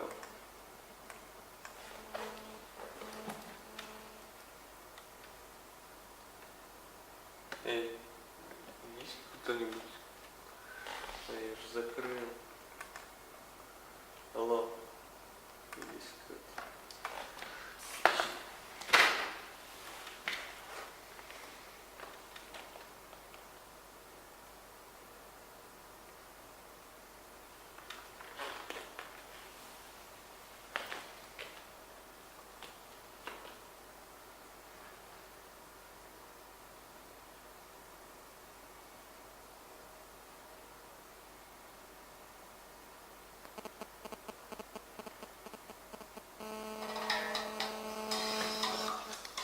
Алло. Ну, что ты хочешь, скажи сначала.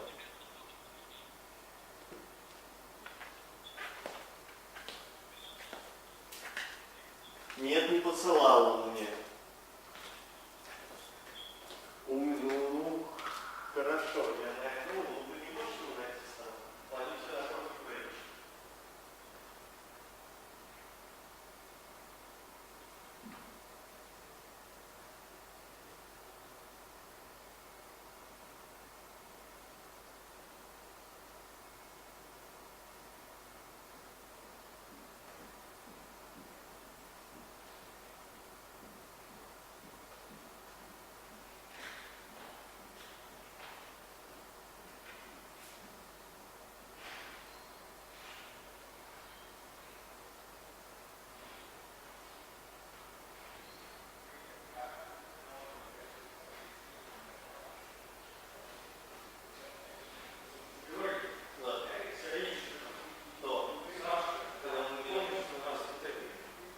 С отелем, гостиницей.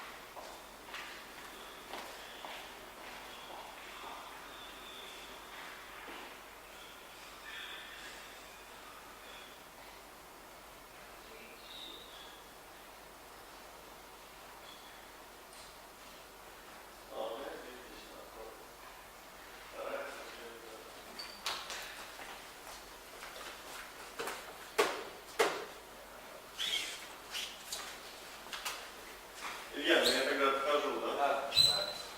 Так, давай я сейчас пароль беру.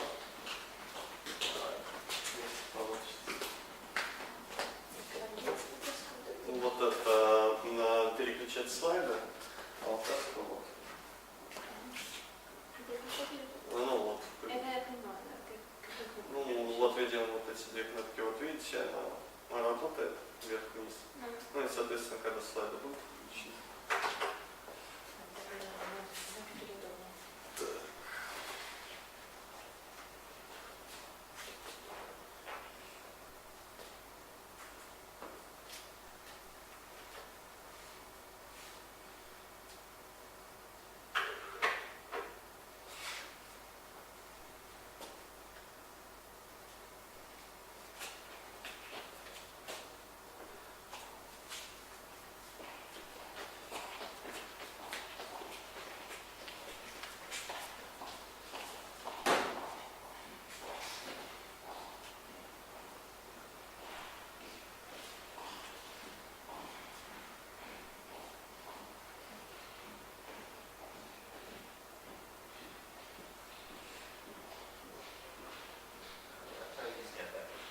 Есть Q1.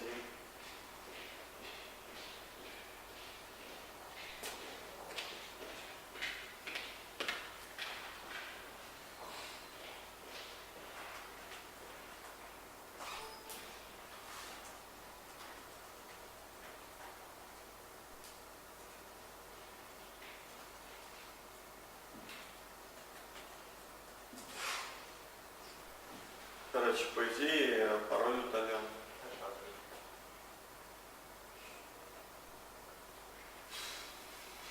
Что-то не так компрометирующих меня вещей. Сейчас что на вашем проекте.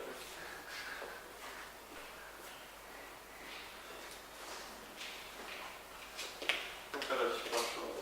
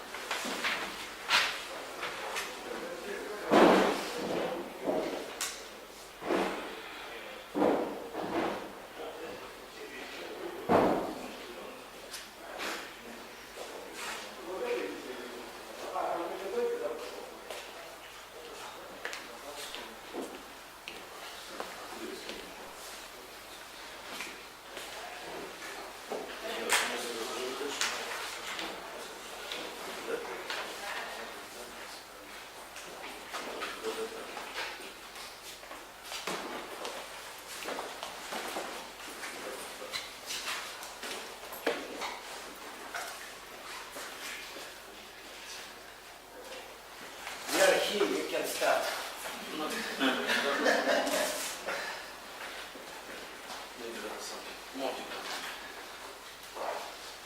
А вы привлечете народ, как начнем говорить. Если вы меня услышали снизу, ну, наверное, да. Погромче. I will be chairing this session, and I suggest that we'll start 10 minutes to the top of the hour, so that the delay would be kind of easy to control.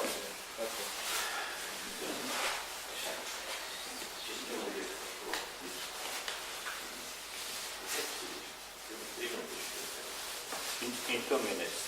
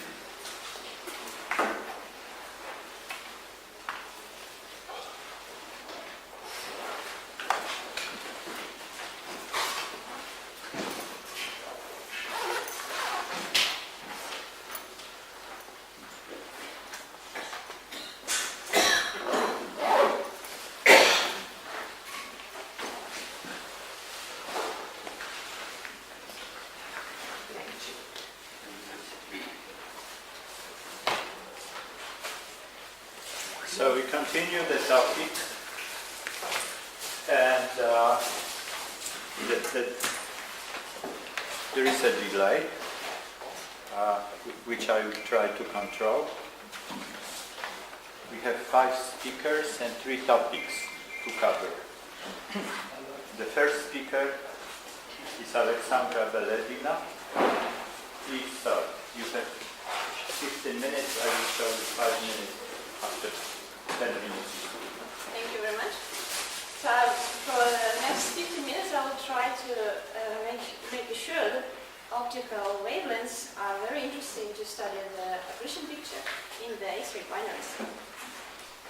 And so the outline of my talk is the following. So first I would like to describe the black hole spectra from radio to the X-rays, then the optical X-ray variability, and then I will try to explain what we observe with the model we open.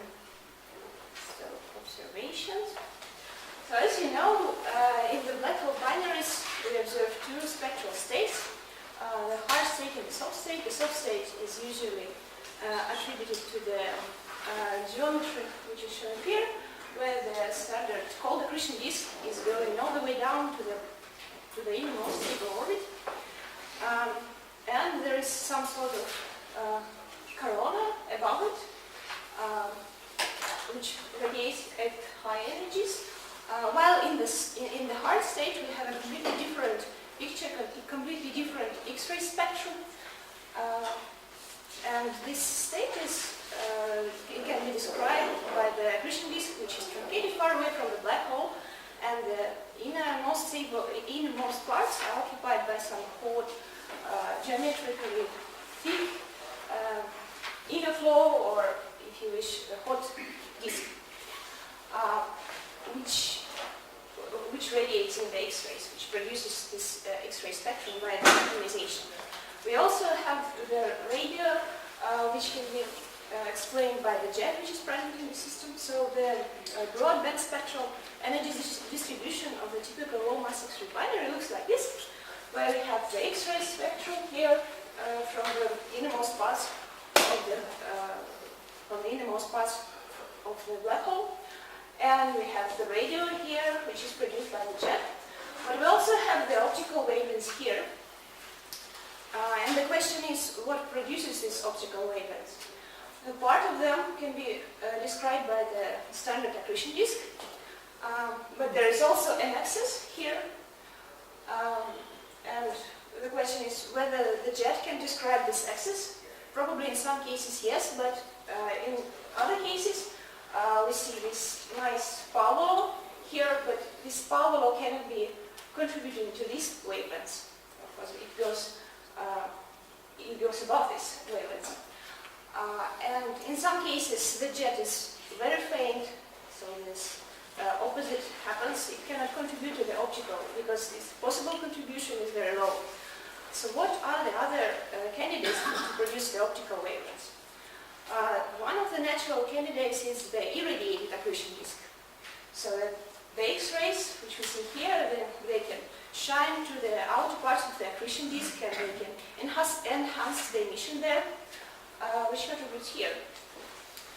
But then, what would you expect in the temporal properties of such a configuration? So once you have the X-rays, they shine to the outer parts. In the optical, you would expect the emission, which is correlated with the X-rays, but it should be delayed and smeared compared to this. But what you observe is somewhat different. So this is the optical X-ray cross-correlation function, which was observed in the X-ray binary, this one. So here, this is zero lag. Here these are positive lags, which correspond to the optical which lags the X-rays. So if you have the irradiated accretion disk, you would expect the peak somewhere here, but what you observe is also the anti-correlation of the optical at negative lags, which means that the optical is leading the X-rays and is anti-correlated with that. So, of course, the irradiated accretion disk cannot explain this observable. What is more interesting is the low-frequency quasi-periodic oscillations, which we used to observe in the X-rays, but they were recently also shown to be observable also in the optical wavelengths, here in several X-ray binaries. And sometimes both optical and X-rays have this low-frequency quasi-periodic oscillations. But in other cases, we see them in the optical here, but not in the X-rays. So it's not present in the X-rays. So what do we want to explain? The first is the spectrum. So it is inconsistent with being produced by the standard accretion disk or the jet. And on the other hand, we have the mysterious shape of the optical X-ray cross-correlation function. And we also have to explain these quasi-periodic oscillations which we observe. So now we go to the spectral modeling. And first, once again, I would like to draw your attention to the X-ray spectrum of the X-ray binaries. And here, this is 100 keV. In the hard state, we observe the spectrum which can be described by thermal quantumization, here. But in some cases where we have good enough data, we see that there are some non-thermal tails above this, above the possible thermal contribution. So now we see if the non-thermal tail here is present, then we can calculate that it also contributes to the optical wavelengths. So why the non-thermal tail is so important here is because for typical temperatures of 100 keV, which we observe in the X-ray binaries, most of the for the typical parameters which we have there, most of the synchrotron photons from thermal particles are self-absorbed. And for example, some simulation here, which I show, the luminosity, the typical luminosity is 10 to 32, which is quite low to explain the optical, for example. And what we want there is about 100 to 1,000, maybe 100 times larger. And how we can achieve it is to consider this non-thermal particle tail, which would immediately give you this increase in the luminosity in the optical. And why it happens like that is because, as I said, most of the synchrotron photons are self-absorbed there. So what you compare here, the luminosities, is the tail, the electron tail here, which is very low, compared to this non-thermal tail here, which of course would give you a much higher luminosity. And now, once we have a rather high luminosity in the optical, these synchrotron photons can be the main source of the seed photons for quantization. And computing this spectrum from such a synchrotron self-coupling mechanism in the vicinity of which operates in the vicinity of the black hole, we obtain the spectra which look very like the hard state spectrum of the black holes. So here is the feed to the hard state X-ray data. And here is the explanation. So here is the spectrum, and here is the electron distribution. This is the Maxwellian part, which is basically responsible for most of the spectrum here, which is optimizing the photons. While the non-thermal tail is responsible for this high energy tails here, as well as the optical photons, optical synchrotron luminosity here. Now let's. So here is some average parameters, and now let's assume that they are changing under the changing of mass accretion rate. And what we know is that once we increase the mass accretion rate, the luminosity increases, but at the same time, of course, the electron number density increases, which results in the increase of the X-rays because of the high luminosity, but the decrease of the optical because of the increased self-absorption of the synchrotron photons. And therefore, we find that the optical and X-rays in this model are anticorrelated. So now, transferring it to the time domain, we obtain the anticorrelation of the synchrotron photons. Remembering also that we can have the contribution from the irradiated accretion disk, we also have a positive correlation at positive flux here. And the total model can well describe the data. Now, once we want to explain the spectrum, the optical spectrum with this model, we see that for like one zone model, the one zone model has a very sharp cutoff here. Therefore, we consider, while in the observations we have a rather soft spectrum, which has a spectral index about 0. So how to deal with this problem is that we have inhomogeneous accretion flow model where we have the parameters varying with the distance to the black hole.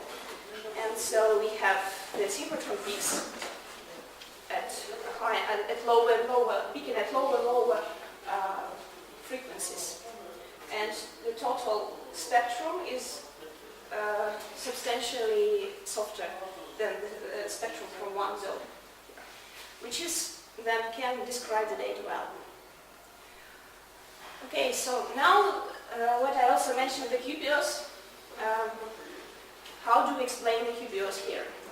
So once we have the hot accretion flow, the hot disk, and if we also have the orbital spin, which is misaligned with the spin of the black hole, it was found that the whole hot flow of the hot disk, it will precess around the direction of the black hole spin. And it was shown that it can describe the X-ray QPOs. At the same time, you should remember that this hot flow also radiates in the optical. Therefore, they naturally get the QPOs in the optical. So the inner parts of this disk radiate in the X-rays, the outer parts radiate in the optical. Altogether, we have QPOs in the X-rays and in the optical. Because of illumination? No, because we have the X-rays produced there and the optical internally produced in the Scott flow. So another interesting finding is that we can actually separate the contribution of the irradiated accretion disk and the non-thermal contribution. So these are the light curves in the optical in different optical filters of the outburst, 1000 outbursts of this primary. And we see that while in the case of irradiated accretion disk, we would expect a fast rise, exponential decay, similar to the X-rays. Here we also see this kind of flares in all the filters here, which are most pronounced in the H filter here. Extrapolating down here, the contribution of the irradiated disk. So, for example, in the soft state, we expect only the contribution of the irradiated disk. We can separate the contribution of this disk from the non-thermal component. And what we did here, so these are the spectra of the disk, this red line, black line, and the blue lines, which correspond to the soft state red, black to the transition and the hard state in blue. And we managed to separate also the non-thermal component here, which is shown with green. And what we find is that the non-thermal component, its index is changing. And it changes in such a way that first the flare starts with the hard spectrum, shown here. So the spectral index is about 1. And then it softens here in peaks. And then it hardens again.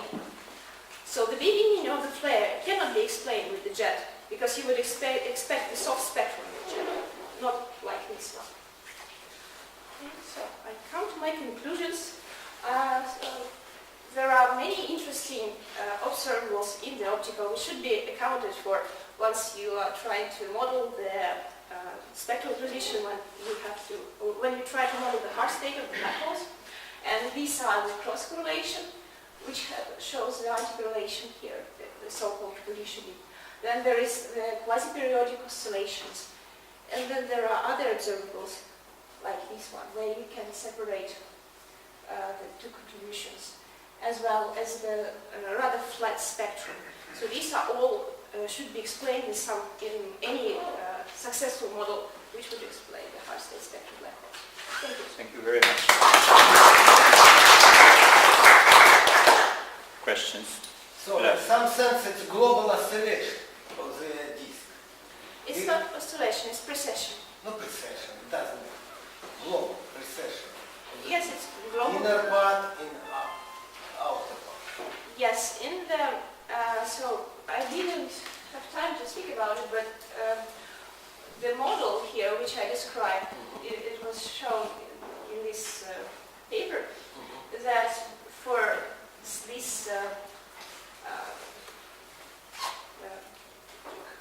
condition, sorry, for this condition, the flow precesses as a solid blank body. So the whole flow precesses. Yes. I wrote about this in 2000, about global oscillation of the disk. This is not an oscillation, this is a It precession. doesn't matter, it's a global Okay. phenomenon. As a chairman, I will explain that precession could be modeled as two modes of oscillation, for example, radial m equals 0 and vertical with m equals 1, and then you have precession, what Chris Fragile calls precession. So oscillation and precession, as Lev says, is the same thing. Other questions? If not, then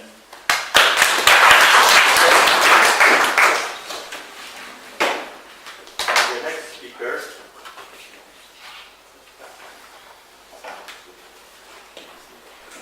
is Sergei Bogovalov, and his talk opens the next topic, which is on physical processes. So we finished with accretion disks, and now the topic is physical processes. Starting with the discovery of radio pulsar,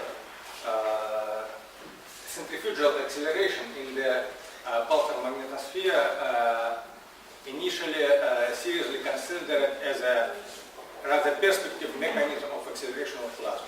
But now this mechanism almost forgotten on the reason which I will describe below, and almost nobody discussed this mechanism in application to radio pulsars. But life is going on, and some events happens. In particular, recently, a pulsed very high energy gamma rays with energy up to 400 GeV were described from the Crab pulse. So this tail in the spectrum shows the discussed gamma rays. These gamma rays were registered by Cherenkov ground telescopes, MAGIC and Veritas.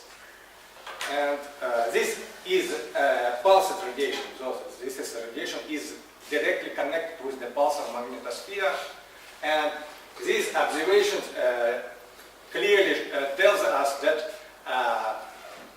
very high energy gamma rays are produced somewhere in the magnetosphere, but not deep in the magnetosphere, but somewhere close to the light cylinder, because otherwise they could not escape from the magnetosphere because of absorption on the magnetic field. And that is why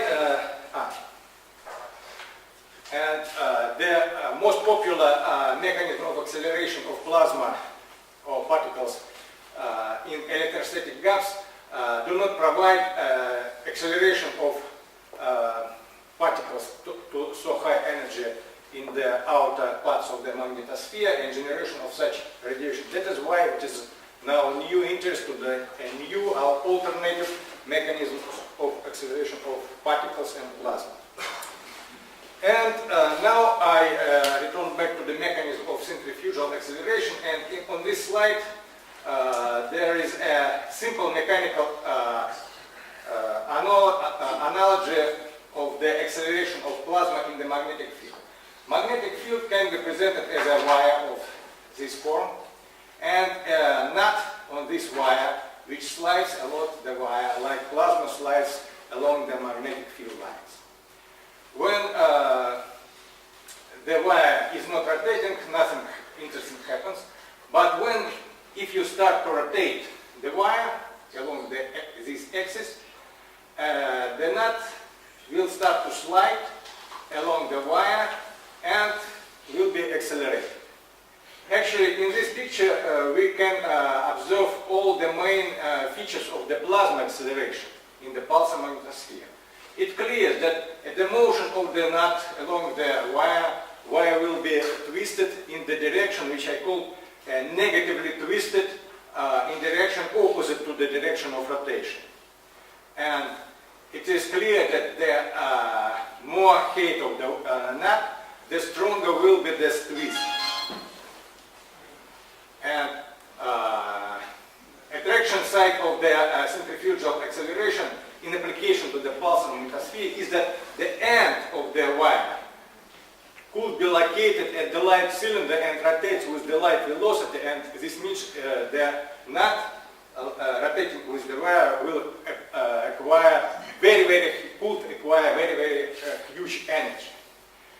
And it looks very nice, everything, but it does not work in the pulsar magnetosphere in application to the relativistic plasma flow. The problem is that, as I called, the inertia of the nut, the inertia of the plasma defines the twist of the field lines. But in the case of the relativistic plasma, we have to take into account not only the inertia of the plasma, but also inertia of the electromagnetic field itself.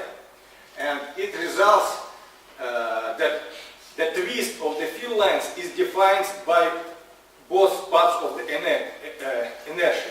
And it results to the fact that both of them twist the field lines in perfect Archimedean spiral. That is, and finally, it results in the fact that there is no acceleration of plasma, there is no interaction of the plasma and the magnetic field in the case of relativistic plasma. And that is why the centrifugal mechanism was forgotten totally for many, many years. But the question is, well, if in the case of axisymmetric case, but all this conclusion was made for the relativistic plasma flowing in the axisymmetric magnetosphere. But real pulsar magnetosphere is not axisymmetric. And it's clear that there are field lines which will be twisted in the negative direction and form form shape very close to the Archimedean spiral. But there are field lines which are twisted in the positive direction initially in the dipole magnetic field. And after rotation with the simultaneous plasma outflow, apparently they will remain positively twisted at least in the limits of the light cylinder. And the question is, what will happen in this case? Will it be really the same situation that there is no acceleration, or in this case we could obtain strong acceleration? Of course, to give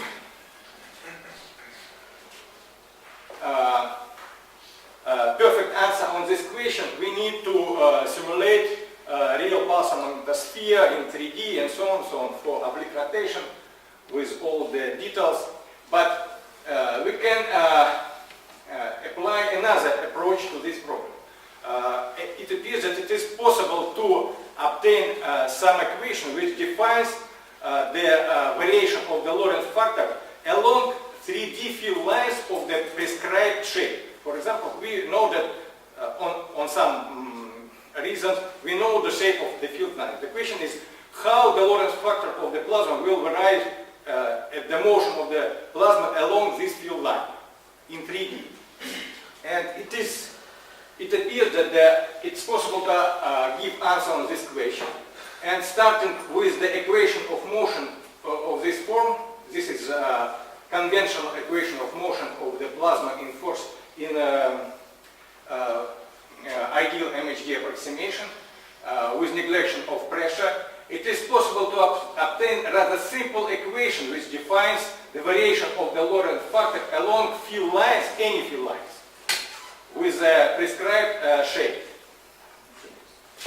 So, what is interesting in this equation that there is no such value as the value of the magnetic field itself.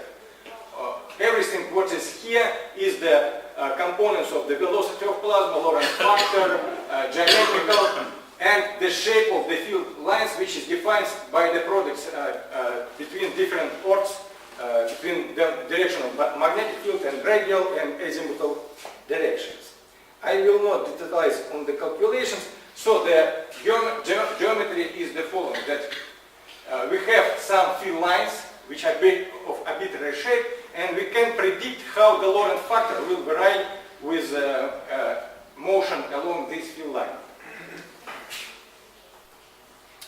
And first interesting result, that if we take the field lines in the form of the Archimedean spiral, indeed, if we start with the Lorentz factor with which the plasma move in this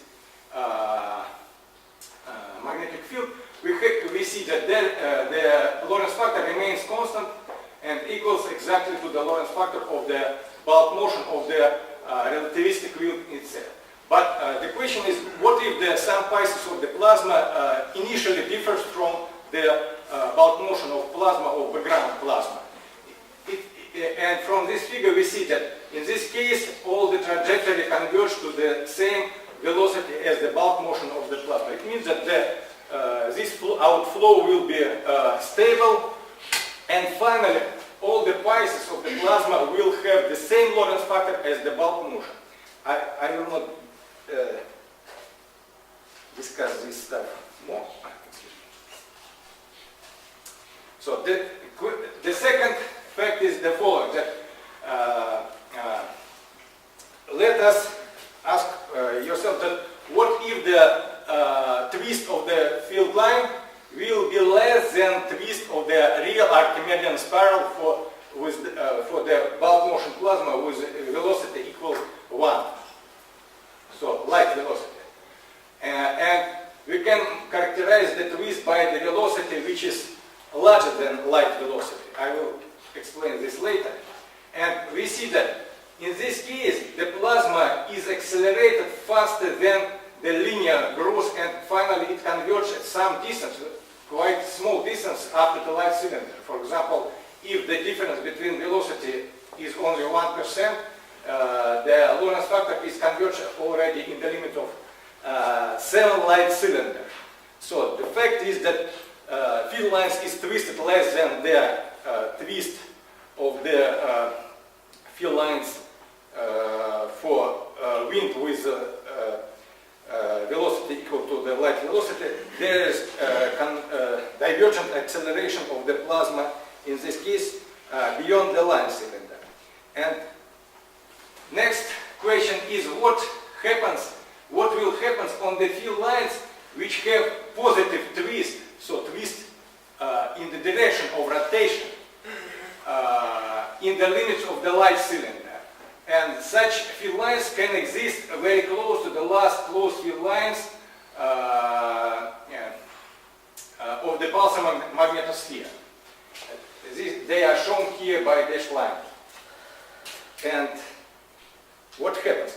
In this case, the equation which I show above transforms in a rather simple equation, and it's easy to make sure that this is exactly the same equation if we consider the motion of the nut along wire of the shape of straight line, which rotates with some angular velocity. And the Lorentz factor in this case have universal dependence on radius. And we see there is perfect calculation of the dependence of the Lorentz factor with distance for different assumption of the about shape of the field lines, with only one assumption that they have positive twist. And they all them diverge at the light cylinder. So the Lorentz factor becomes infinite in this point. So let us compare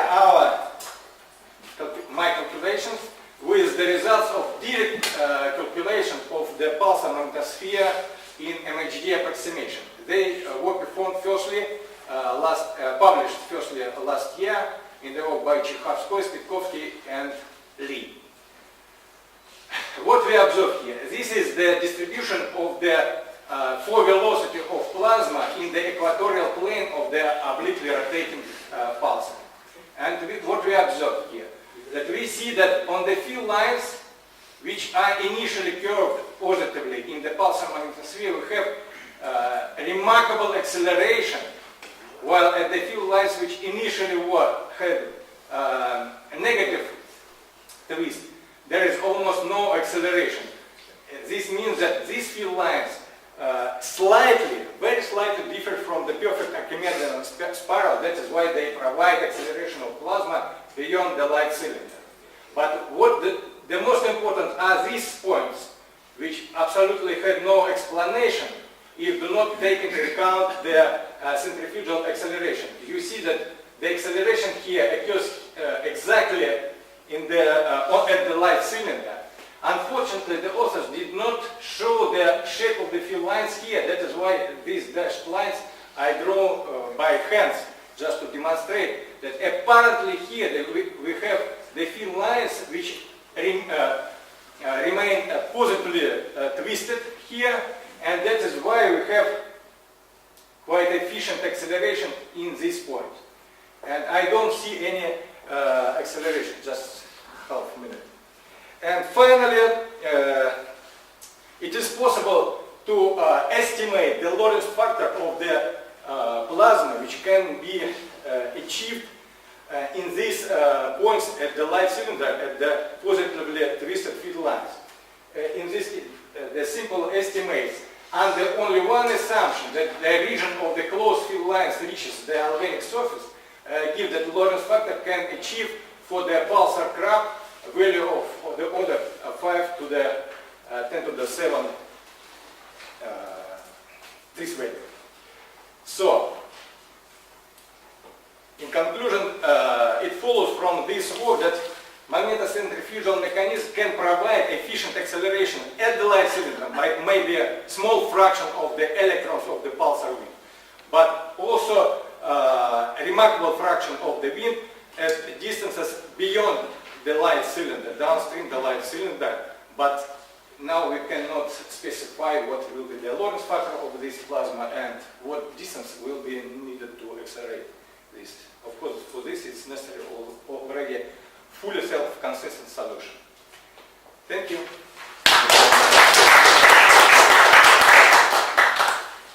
Please note that I am not only the only one who lives under this optimistic illusion that today we have here 2017. Questions?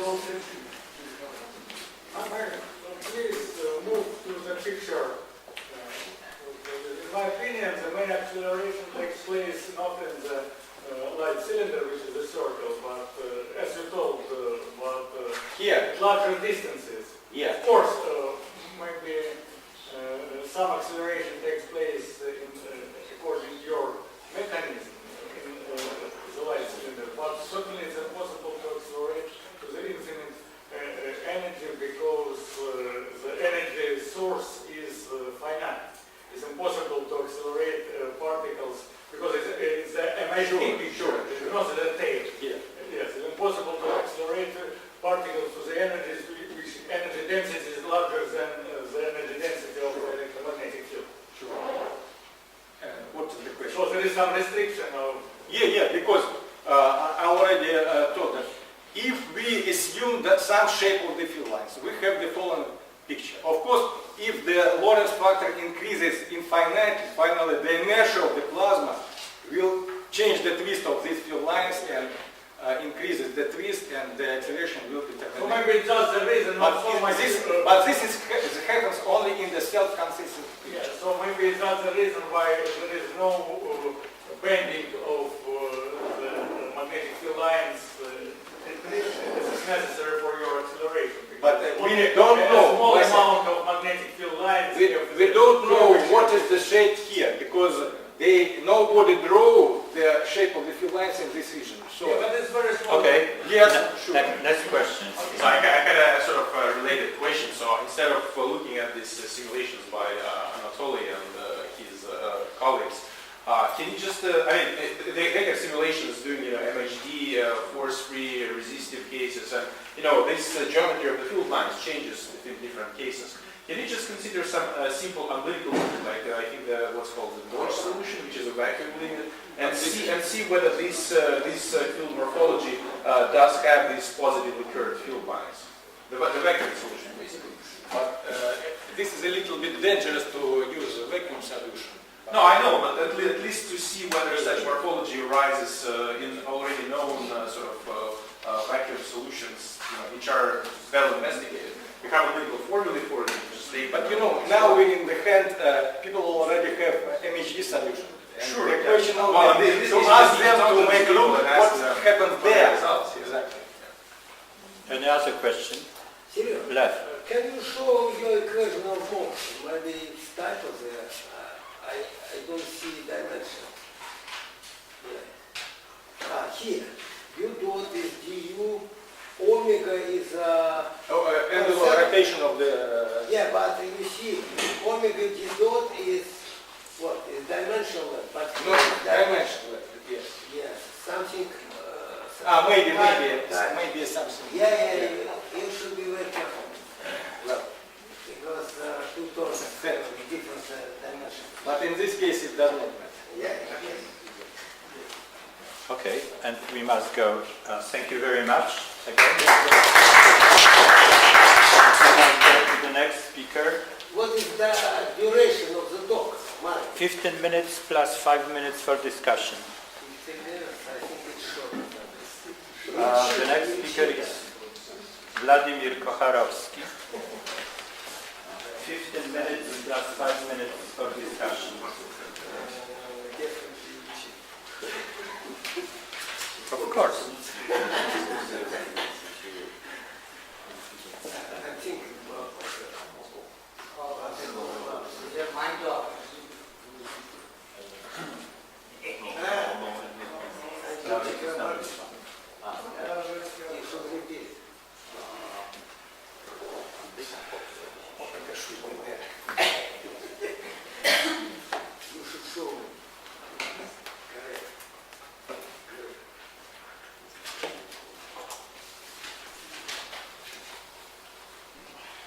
So while rewriting the presentation, I'll start. I'm going to describe a novel physical phenomena which is very essential for the radiation transfer in the magnetized plasma of neutron stars and white dwarfs. In fact, it's somehow was hidden, this phenomena, in the general formulas for dielectric tensor of magnetized plasma. For example, written maybe half a century ago by Shafranov. But as for the physical conditions where this phenomena could play, only atmospheres of isolated white dwarfs and neutron stars are the place where we find it's possible.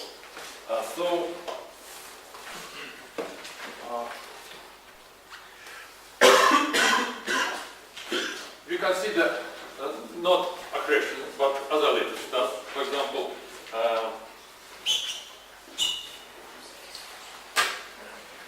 central compact object in young supernova reference. And the typical vertical scale of this atmosphere is about centimeters for neutron stars and up to maybe kilometers for white dwarfs. So in fact, it's very narrow layer of plasma embedded in more or less homogeneous magnetic field, and the density of plasma is not very high, so that the collisions between particles are almost unimportant, and radiation transfer happens mainly due to multiple scattering. We suppose that all electrons are occupied the ground, Landau levels, and this is because the radiation lifetime of higher Landau levels is very short in this very strong magnetic field. So the main physical conditions here is that the probability of absorption is very low as compared to the probability of scattering, maybe millions or even billions times. So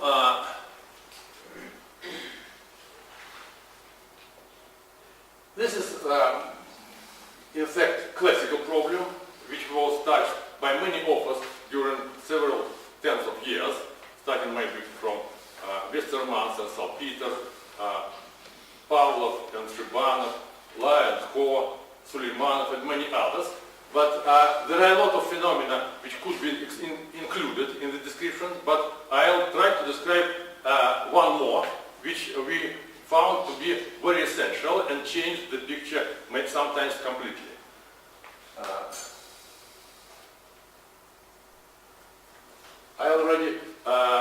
We already discussed this phenomenon at several conferences, but nowadays we have complete numerical programs for describing this anomalous diffusion of photon, in this case in cyclotron lines by Monte Carlo simulations, and also for radiation transfer equation. And from these numerical computations we can identify the income of this new physical effect, though as compared to the previously considered. So I should mention that the cyclotron line profile, which are observed both from the white dwarfs and neutron star atmosphere of thermal emission, of course, formed by emission from different points of the surface of the star, where direction of magnetic field, the value of magnetic field is different, so we have somehow integrate over the surface. But what it's more or less obvious that in this case the width of the cyclotron line should be of the order of the distance between neighboring first and second harmonic. So this is more or less hidden the actual profile of the line, which appear at the particular place from the surface. But what I'm going to discuss is the particular profile from the very fine place of the surface. And it is important, for example, for the problem of wind from the surface, because the radiation pressure in the cyclotron line is defined by this specific problem, and not integrated over the surface. And in this case, we will see that the phenomenon of frequency redistribution of photon due to relativistic effects become important, because in a sense it's responsible for the interplay between ordinary and extraordinary waves coming out from the atmosphere, and the intensity of these waves may be very different by orders of magnitude, so the radiation pressure may change essentially due to this frequency redistribution. And the aim of my talk is to describe this phenomenon. So, in the cyclotron line, you know that the typical cross-section is much larger than the Thomson one, and so even at the level of radiation intensity much less than the standard Eddington luminosity, we can have this wind due to radiation in the cyclotron line.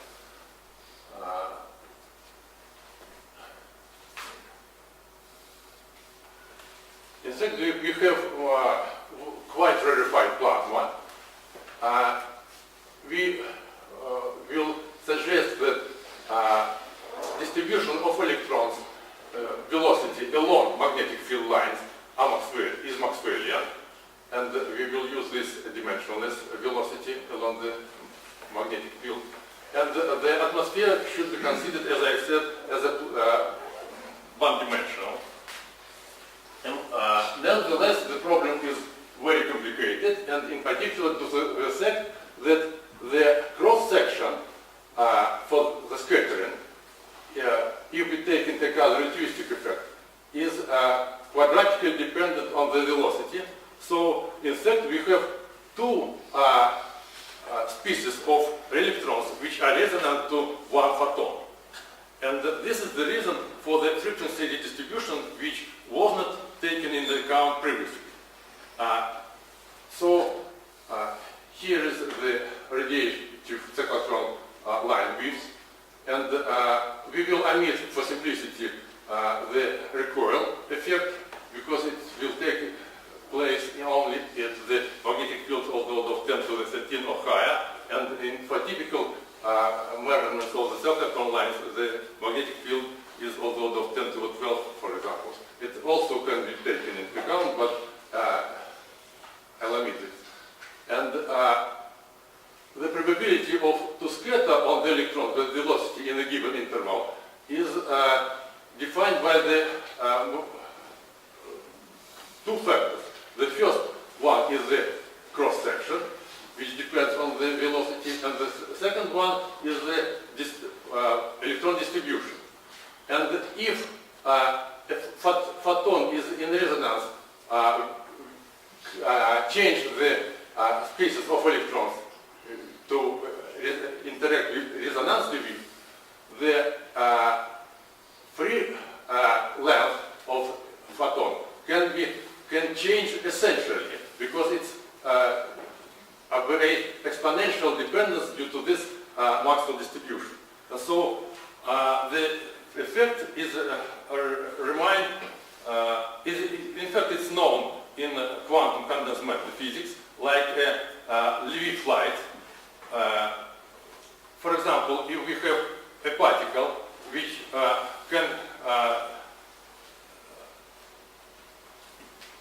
which have two different states.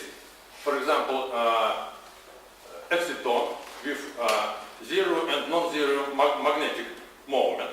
And if this exciton propagates, for example, in semiconductor with magnetic impurities, then if the magnetic moment of exciton is zero, then it propagates more or less freely.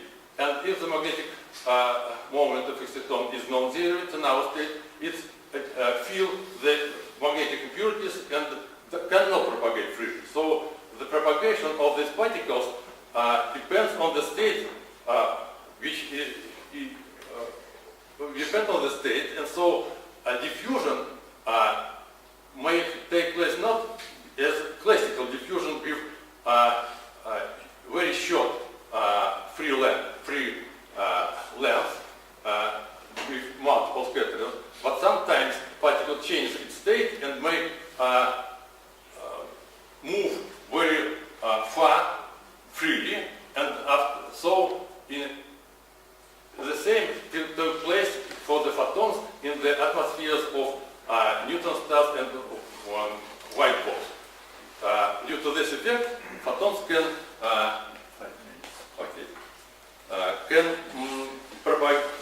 appear at our atmosphere even if it starts very deep under the surface of the optical length of the scattering up to the order of hundreds and thousands. And so here is two resonant velocity which can be found from the reason I told. And if we start with photon at some frequency and propagation angle, at some frequency and propagation angle, then this condition could be fulfilled. And the photon in the non-resonance approximation will occupy only this line. But due to these jumps between two possible electron spaces to resonance electron spaces, photon after some scattering can be distributed very different from this classical so-called quasi-coherent scattering approach, which doesn't take into account this relativistic effect. And in this picture we can see that if for a given direction between photon wave vector and magnetic field, we have this quadratic dependence of frequency with respect to electron velocity, and for the given frequency, for example, at the exact resonance, we have two resonance spaces, and after jump, scattering of photon, which propagate at other angle with respect to magnetic field, there appear two other species of electrons, resonant electrons, and due to this effect, the free length of photons can change essentially by orders of magnitude. And so I'll maybe omit some calculations, and will show you that Monte Carlo simulations show that for photons which propagate more or less perpendicular to the magnetic fields, there is very high enough probability to change the resonance spaces of electrons, and so to escape the atmosphere from the very deep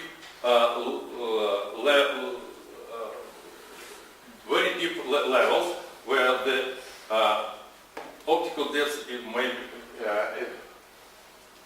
may be of the order of thousands and even more. For example, in this transparency you can see what in the infinite atmosphere, if we start from the delta function, if we start from photons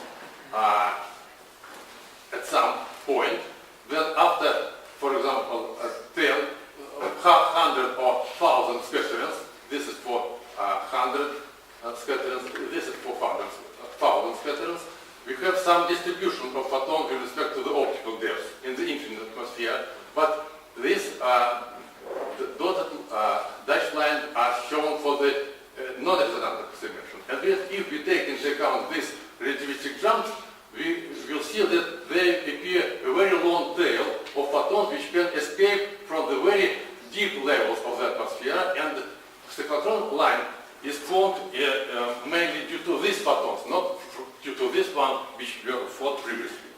And in the semi-infinite atmosphere we can find again that the distribution of photons from the as the function of the optical disc may be very different from the non-relativistic considerations.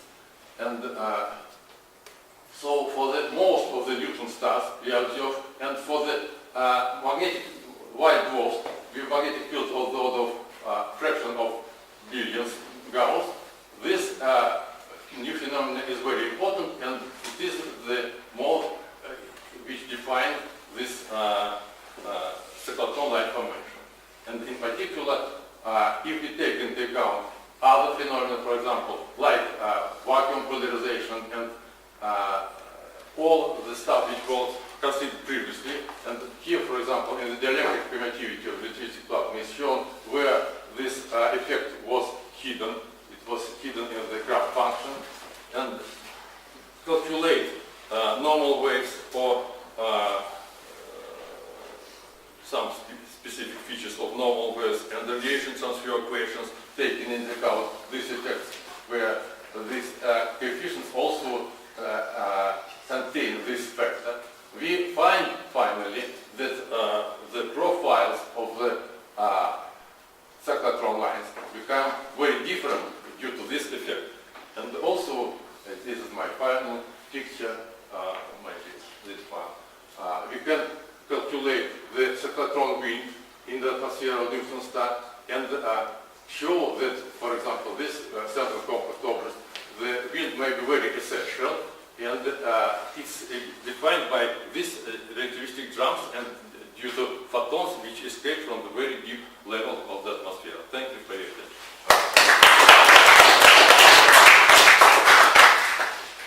Questions? So these later flights you usually develop some fat power law tails in the distribution. So in your probability function, in the distribution of the escape probability that you showed, it also looks like you have a very clean power law. Yeah. Can you get a slope of the power law? It's of the order of 2, minus 2. Yeah, okay, good. Yes. Yeah. That's I think what is typical for the It's typical for this phenomenon. Other questions?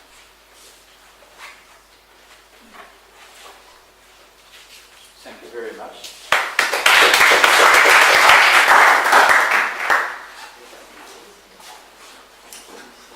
The next speaker is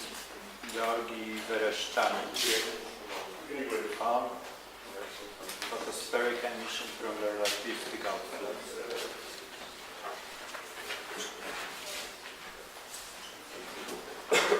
Good afternoon. I would like to thank the organizers for allowing me to speak at this conference, and just to note that we actually, as ICRANET, organized another conference celebrating the 100th anniversary of Yakov Zeldovich in Minsk earlier this year in March, and actually several people present here were also coming to Minsk. Why Minsk in Belarus? Because actually if you read the biographical note of Zeldovich, you'll find that he was born in Minsk. Coming back to the topic of my talk, I'll be speaking about photospheric emission from relativistic outflows, and the main application of this theory is certainly cosmological cosmic gamma ray burst. So since at this conference we didn't hear what are these gamma ray bursts, I will spend a few words and then describe what I'm going to talk. These are the list of people, collaborators of several articles, co-authors of several articles we have been publishing, and other collaborators at ICRANET who contributed to discussion on this topic. The outline of my talk, after a brief introduction, I will describe the basic model we use for to make this theory of photospheric emission, which is the thermally accelerated relativistic outflow, a popular model in the gamma ray burst. Then I will define the photospheric radius in relativistic outflows and introduce a new classification of the outflows. I will discuss about spatial diffusion, the dynamics of the photosphere and its geometry, and other aspects of this phenomenon, namely the probability of photon scattering, the anisotropy at last scattering, the diffusion in energy, and a number of scatterings in the relativistic medium and so on. And I will conclude. Well, gamma ray bursts are flashes of gamma rays and hard X-rays we observe daily with the space satellites. These flashes are known for more than 40 years, but we are certainly far from having full understanding of these events. What we are certain about is that they are certainly cosmological, extragalactic sources. They are transient sources, and due to their very short time variabilities, it is inferred that these phenomena are happening possibly originating from compact objects such as neutron stars and black holes, possibly at the formation of these objects, and the energy released at these events are a good fraction of the solar rest mass energy. And by knowing these numbers, we infer that certainly the sources of gamma ray bursts there must be relativistic plasma, optically peaked relativistic plasma. This plasma is expanding due to radiative pressure, and sooner or later it becomes transparent. Therefore, all photons initially present there must be emitted, and these photons emitted are called photospheric photons or photospheric emission from these sources. Well, actually, this photospheric emission has been predicted long ago, but only recently, due to essentially large coverage in energy spectrum by the Fermi satellite, this thermal-like component has been detected in a good fraction of gamma ray bursts, and therefore the community go back to early papers, mainly originated by Goodman and Paczynski in 1986, to analyze the properties of the photospheric emission. Why it is so essential? Because observing the photospheric emission, we may infer the properties of the outflow. Other emission, optically thin emission, usually involved in the models of gamma ray bursts, do not tell us anything about the source of gamma ray bursts. It tells us about the emission sites, which are very far away from the source of JB plasma.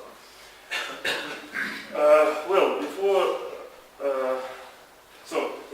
it is essential to study the photospheric emission, and many approaches or many models involving photospheric emission are trying to explain all gamma ray burst emission based on the photospheric emission, and various models to broaden the spectrum from the Planck spectrum to have comparable spectrum to what is observed are suggested. But my point here is before going to complicated models, it's essential to study simplest possible cases.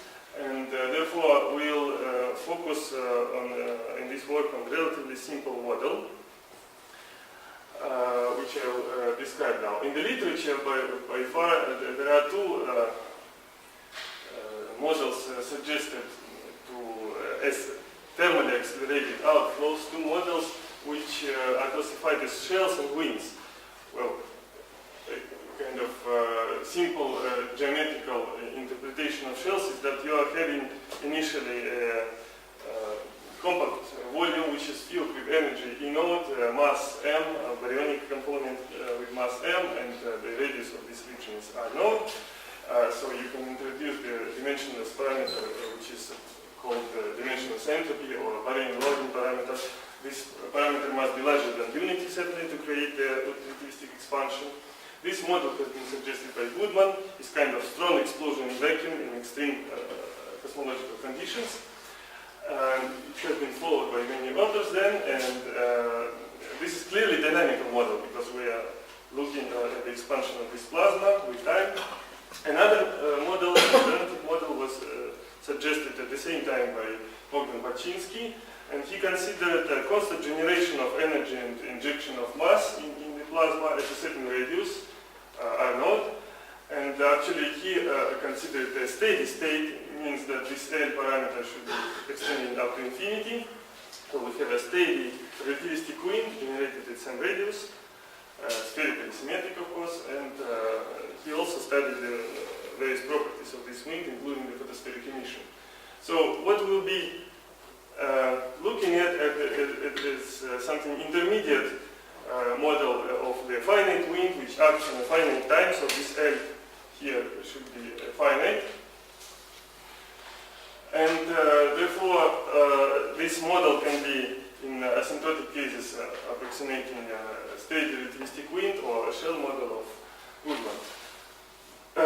Relativistic dynamics tells us that the radial velocity is increasing with acceleration, so we reach large Lorentz factor of radial motion due to radiative pressure, and this happens until the radiative pressure drops down, and then the Lorentz factor reaches some constant large value.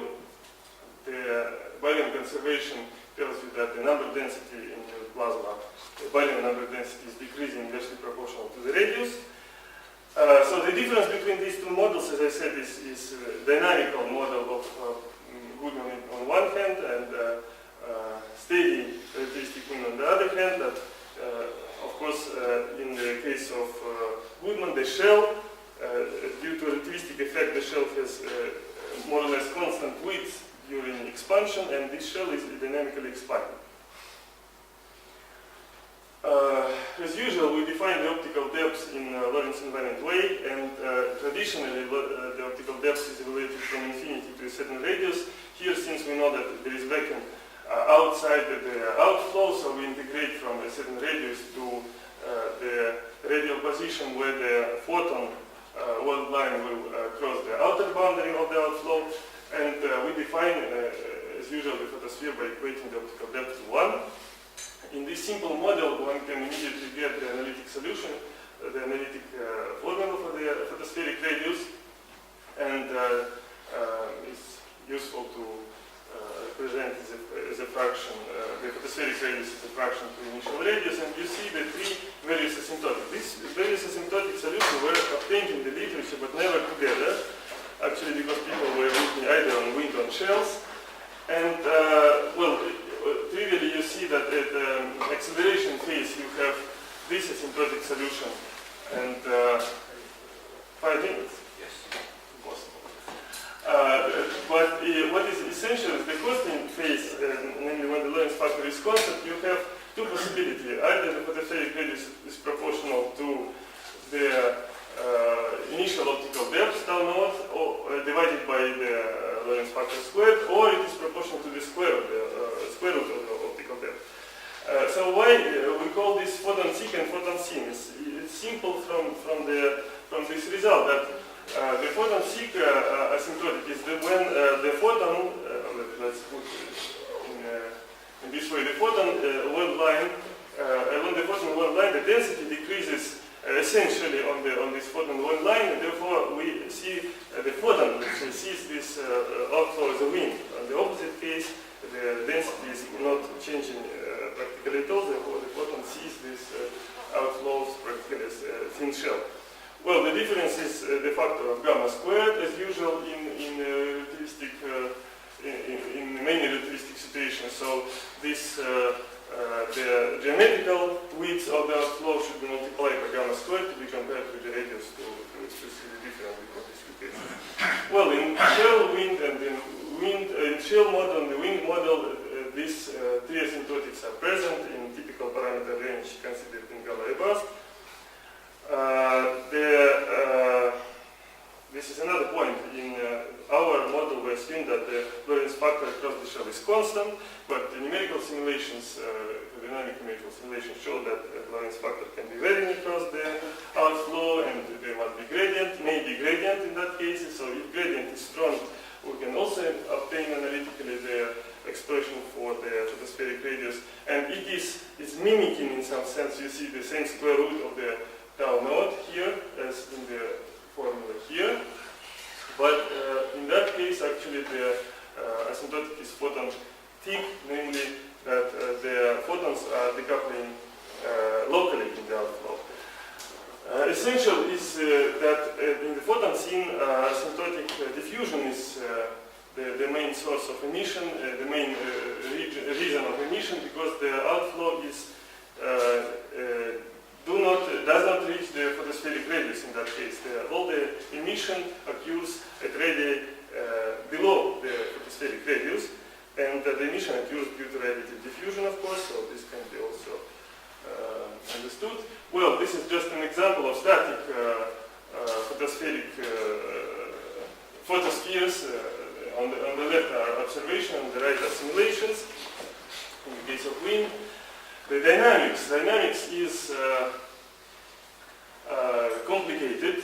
I already mentioned to Marek that we were following the famous work of Abramovich, Novikov, and Paczynski, who considered the geometry of the ultra-relativistic wind. And this geometry, you see, if you look at this figure, the observer is on the right, the source of the wind is here, and the geometry of the photosphere is concave.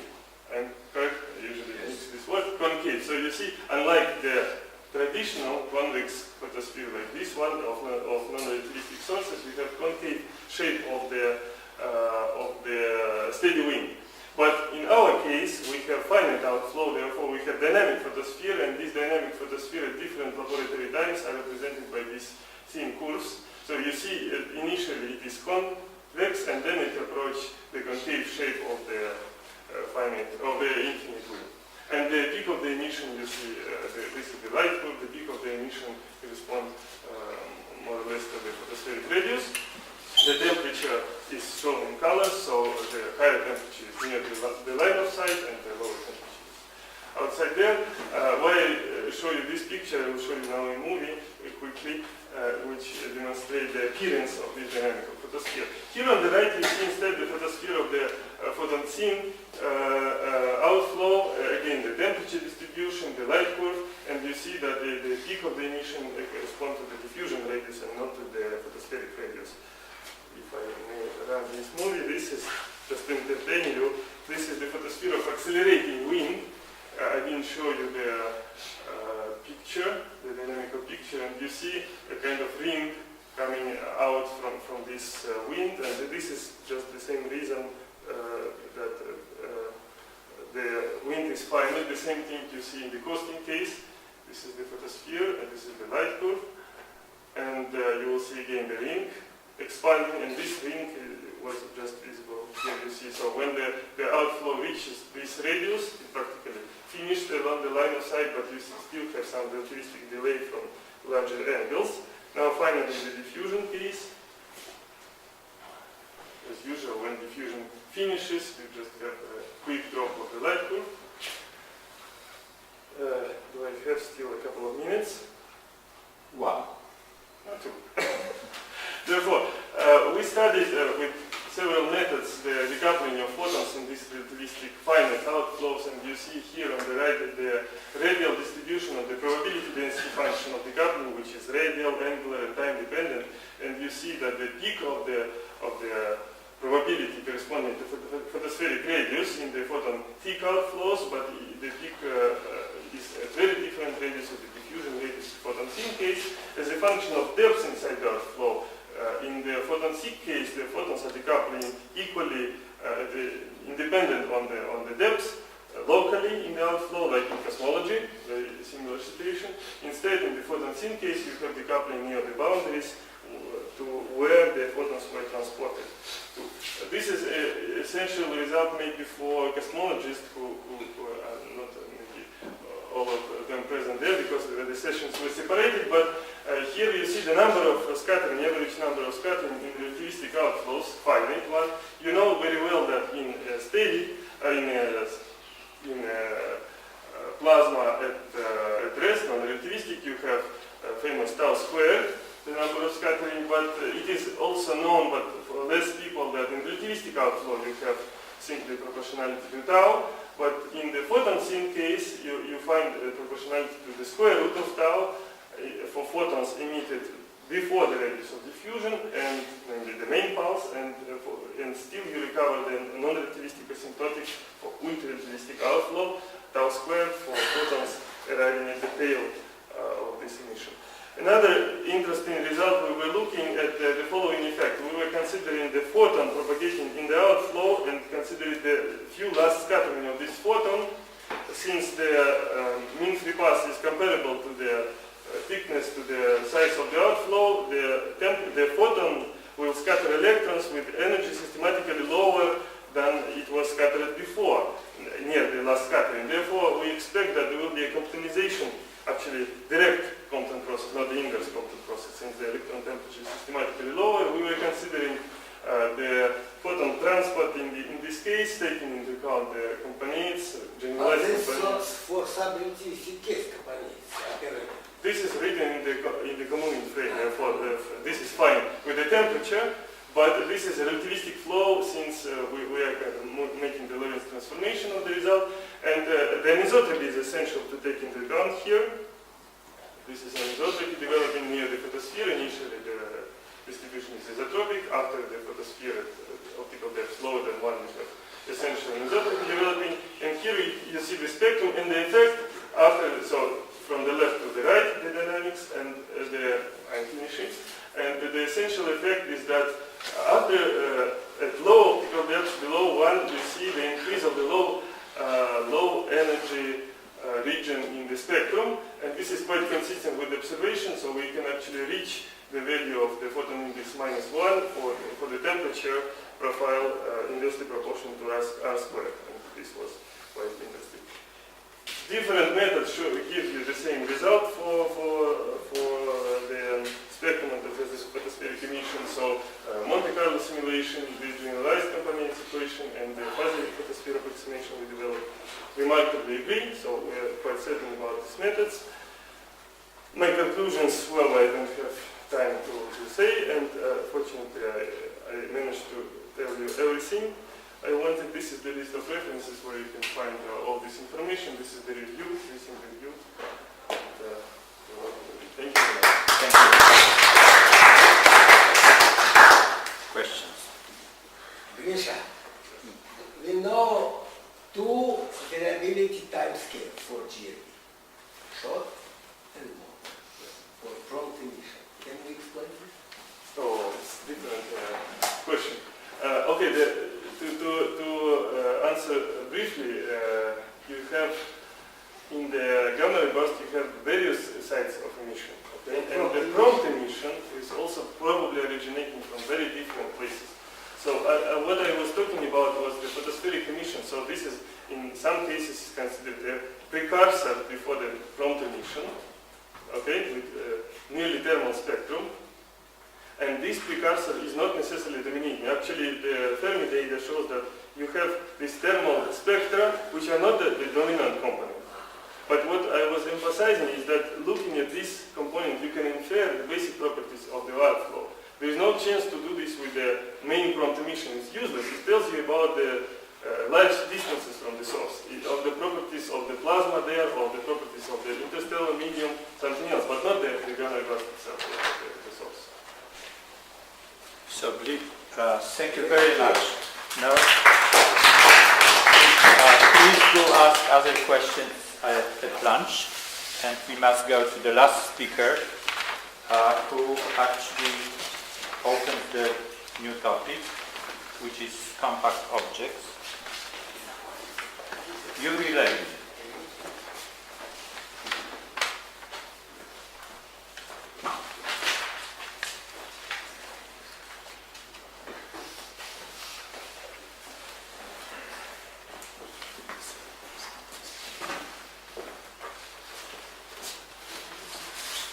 Okay, well, thanks very much for letting me speak at this conference. Magnetars are alive. They're probably the most interesting objects in the universe. They're very strongly magnetized, dense, compact stars. And they live in many different ways. So for example, this is a series of flares. Each of these flares, which comes from this magnetars, lasts for about 1/10 of a second. At least the peak lasts that much, and there is the forest of these flares. This is a particular object, another example, where over the time scale of 5 months, in 5 different energy bands, you see the pulse profile changing, and you see it changing quite dramatically in each of these 5 bands.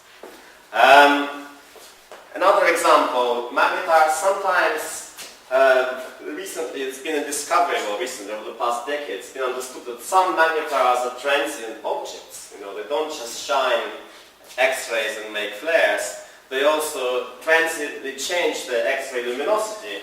So this is an example of an outbursting magnetar, and the time scale of the decay of this outburst is several months, close to a year. Here is sort of a chart of variability of these transient magnetars as a function of their quiescent luminosity. I'm sorry if you can't see the scale from the back, but this is 10 to the 33 ergs, this is 10 to the 34 ergs. And on the y-axis, there is a relative increase in luminosity, in X-ray luminosity, that is observed in the outburst in these objects. And you see that for low luminosity magnetars, there is transient behavior with increase of their luminosity by a factor of about 1,000. So these are this type of outbursts, which are very bright. So how do we understand this? I want to understand this. It's clearly a magnetic phenomenon, but unlike, say, in the sun, where we also observe magnetic phenomenon, there is no convection. You know, the neutron star is not a conducting object. Something else must move magnetic field lines to make this variability. And the usual suspect that everybody, all the theorists are thinking about is what happens with the crust of a magnetar. So the crust of a magnetar is stressed by magnetic fields, and due to the stress it can fail. So many people think that this type of phenomenology is produced by failures of the crust.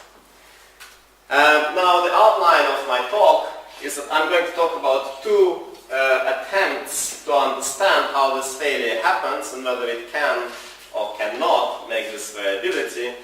So, in particular, I will think with you whether a seismic event in the crust of a magnetar can drive a flare. This is a popular folklore picture for this, but I'll explain there are some difficulties with this picture. In particular, the seismic event of the same type as we see here on Earth, where you have a fault line and you have a slippage along this fault line, basically cannot happen inside the magnetar's crust because of the strong magnetic field.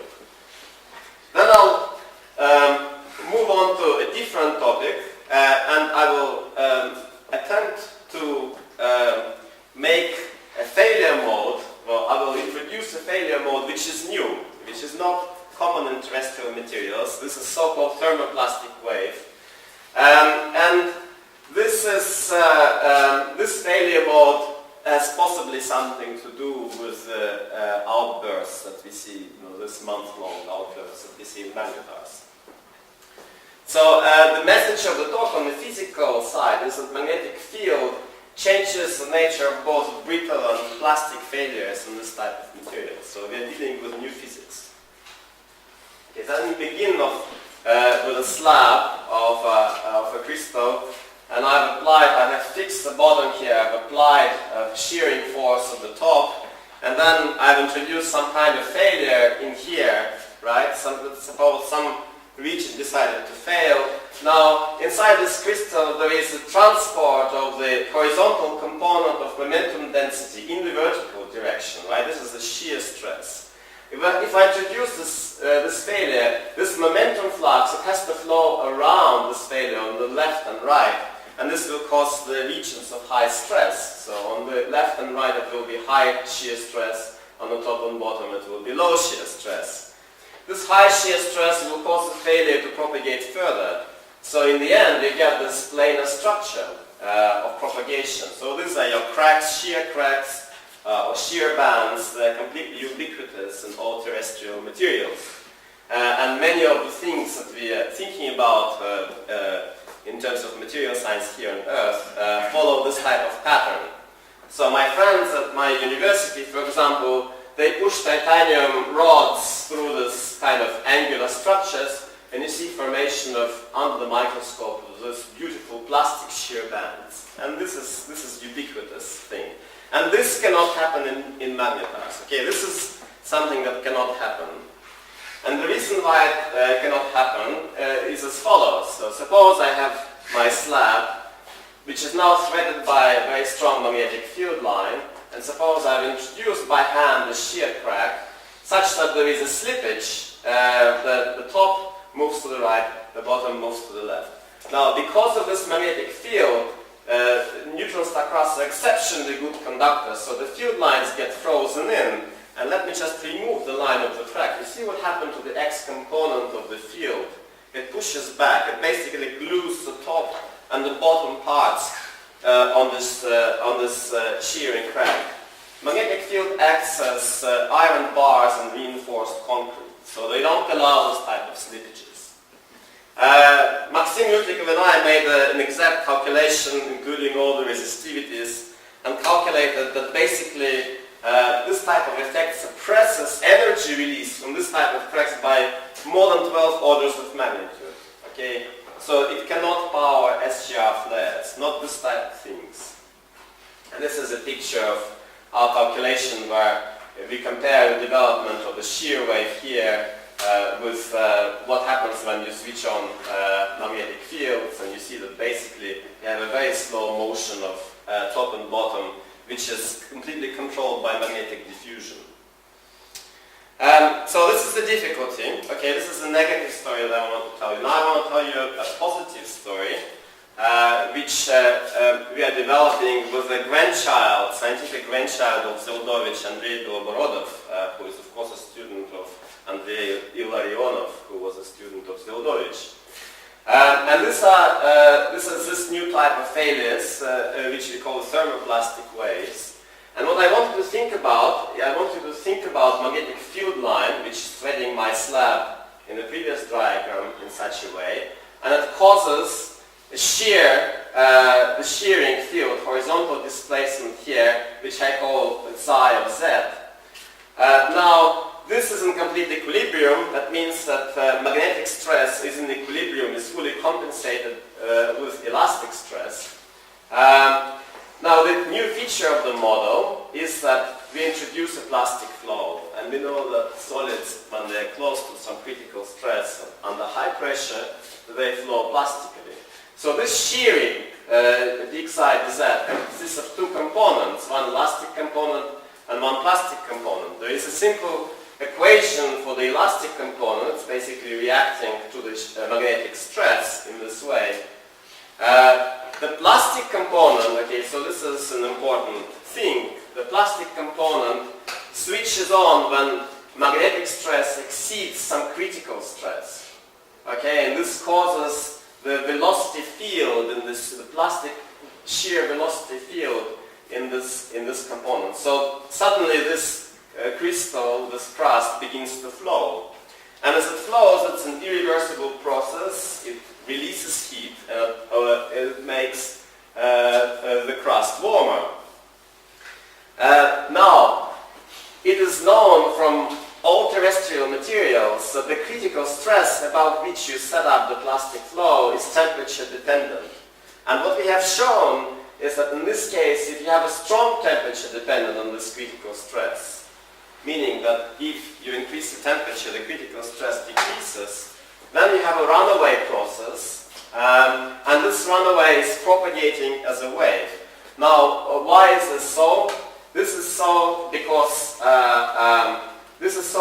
at each point along this height, magnetic field stress is balanced by the elastic stress, and if you if part of the crust begins to plastically flow, this does not release elastic stress in other parts of the crust. This is a difference between magnetically stressed materials inside a neutron star and externally stressed terrestrial materials. Okay, because in externally stressed terrestrial materials, once you set up a flow, it relieves the stress around it and it heats up locally, so you have a shear band.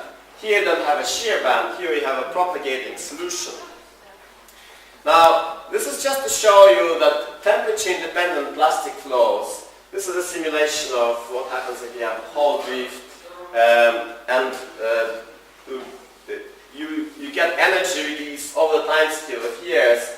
You basically don't get any particularly interesting variability. The time scale here is 1,000 to 10,000 years. This is a very slow process. It cannot drive the outburst if you have temperature-independent plastic flows. This is a displacement of field lines. Again, there is no particular surprises. I don't have time to describe the details of these simulations. Now, what the thermoplastic wave looks like, I have 5 minutes. Wow, that's a lot. So, what the thermoplastic wave looks like is that here you trigger the plastic flow and two things happen at the same time. The first thing is that this plastic flow reduces the amount which is sitting in the horizontal component of magnetic field. So it reduces magnetic field and it reduces the stress locally, but also it reduces the critical stress. And if critical stress is falling faster than the magnetic stress, you have an instability. You have a condition for local instability. And this condition, it turns out, is satisfied in the deep crust. So the deep crust is unstable to this local thermal runaway. Now, because you now have a heat diffusion which transports heat to the up and down, you warm up the material next to this plastically flowing layer, and it begins to, you trigger a plastic flow in those layers, and this propagates. It propagates in complete analogy with deflagration. I even put sort of the items of deflagration on the left-hand side and the items for thermoplastic waves, important ingredients for thermoplastic waves, on the right-hand side. In deflagrating medium, we have unburned fuel. Here we have free energy which is stored in the horizontal component of magnetic field. In the fuel, the temperature perturbation increases reaction rate. Okay, you increase the temperature, your chemicals burn faster. And this is the essential ingredient of thermal runaway. Here, you don't have chemical reactions, but you have plastic flow. And as you warm up the crust, you increase the rate of the plastic flow. You have local thermal runaway in both conditions. You have heat conduction in both conditions, which introduces the temperature perturbation to neighboring layers. And you get a propagation. And I have a little movie of how this works. It's just a toy model. But basically you have, in blue, you have the critical field. I can play this again, since I have another 5 seconds. This is the critical field, and it basically drives down the horizontal component of magnetic field. You have a propagating solution. That's what happens to temperature. It's the same as on all burning fronts. It's the same as on all deflagration fronts. The mathematics is pretty much identical. The conclusion of my talk, I want to say that we have to rethink the failure of materials in high magnetic fields, because high magnetic fields, they change things. The earthquakes, the quakes become much more difficult because you have you reinforce your material with field lines, and field lines, they don't like shifts. They don't like shifts along fault lines. So you have to find some other mode of failure, and we have some ideas, but it's not going to be the same mode of failure as you have in the Earth crust. Okay, so seismic, I think it's an open question of how you get magnetars to be seismically active. How do you get the crust shaking? We argue that plasticity is key ingredient in magnetar evolution, the evolution of magnetar field, which hasn't been taken into account previously. And I've just shown you a few simple simulations, but it's the beginning of a much bigger road of how to combine the whole evolution of magnetic fields and magnetar crusts, and plastic flows and energy releases occur. So, but the interesting thing, which we already have submitted a paper on, is that if you have plasticity, as you have for most terrestrial materials, which is sensitive to temperature, then you get runaways, and these runaways can be fast and they can power outbursts. Okay, so that's the end of my talk.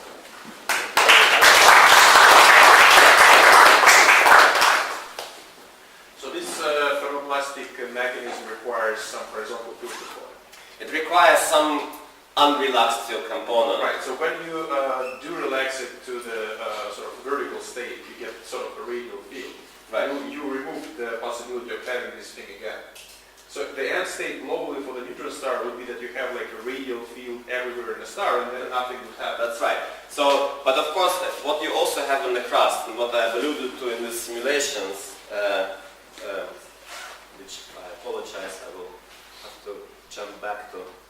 So these are simulations where you have evolution of magnetic field, of the horizontal component of magnetic field due to Hall drift. And there is a critical, these are Hall waves that you see here, okay? So yes, you have plasticity which relaxes magnetic field to some equilibrium, but you have Hall waves and Hall effect which pumps magnetic field and drives it away from magnetostatic equilibrium. So you have this persistent. So you have a persistent source of free energy. I mean, until you come to Hall equilibrium, you will keep generating stresses in the crust. Now you can see here there is a critical magnetic field that you're reaching, and then you started setting up plastic flows, and you can't go above them, right? So then that's a relaxation mechanism. I think it's a very important one. Question here? Oh, Yes. yeah. Yeah. Can you predict the time scale? Is a year reasonable? Yeah, that's a very good question. We cannot. And the reason we cannot predict the time scale, okay? I remember Peter Goldreich saying to me that there are physicists who make successful transition into astronomy, and then there are those who start working on neutron stars. The reason why we cannot predict the time scale is this. Is that from the first principles, I'm sorry, this is defocused somehow. From the first principles, the rate of this plastic flow, let me just put it larger. So this is phenomenological model. This is the simplest phenomenological model used in the terrestrial literature for plastic flows. And there is this effective viscosity coefficient, which is impossible to derive from the first principles. Okay.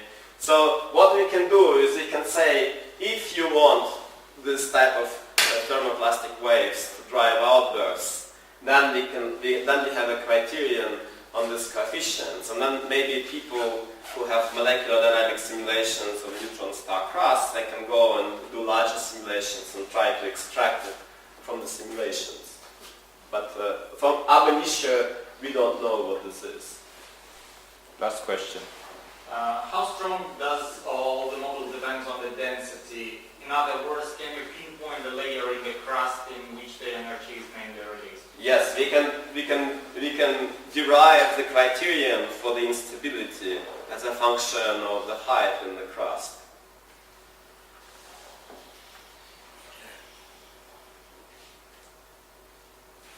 So, thank you very much.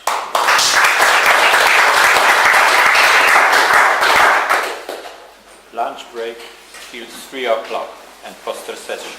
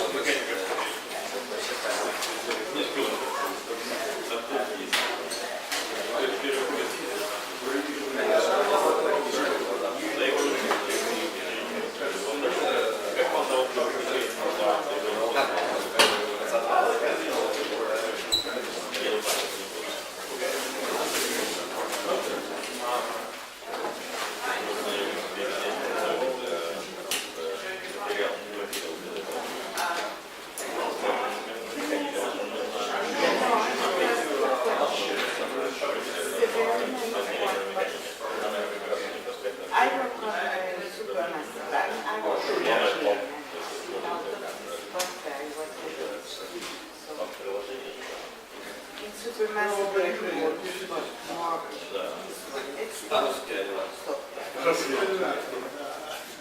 is told that the main model where you have a the outer part of the piece you explain everything, all the special energy distribution comes from the environment, and the relativistic effect that depends on when you can convert the progression of particles of the energy, 10% of this energy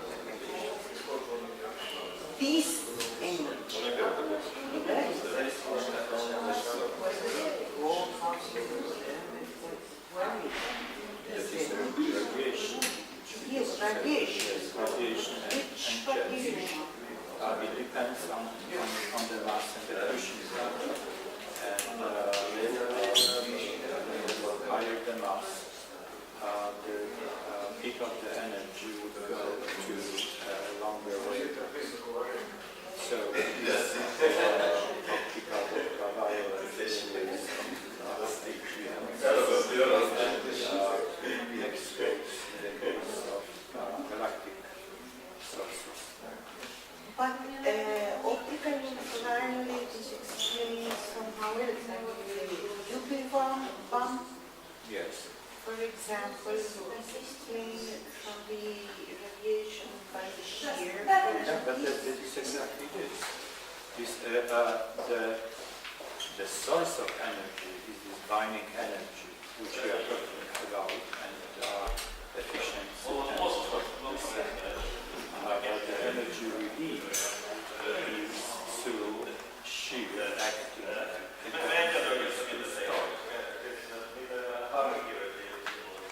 It's the same thing. It is one thing is what is the source of energy, and it is this binding energy of motion. And then the question is how to release this energy from the source, and that goes with viscosity and shear. Viscosity and shear in release, but you mean the Yes. source is That is the efficiency. Efficiency. That is the efficiency. But source is binding, is the orbital energy. Yes. Okay. And of course gravitational energy, because this thing is falling down into the black hole. In these equations,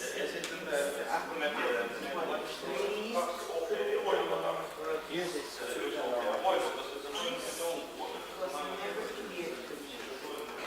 That is in Shakura's Yes, but no, it's not clear. Maybe not clear. No, maybe I haven't read the Russian original, but in English translation it's clear. Yeah, well, I couldn't understand. I asked Shakura. Read Shakura's Yes, okay, yes, I will.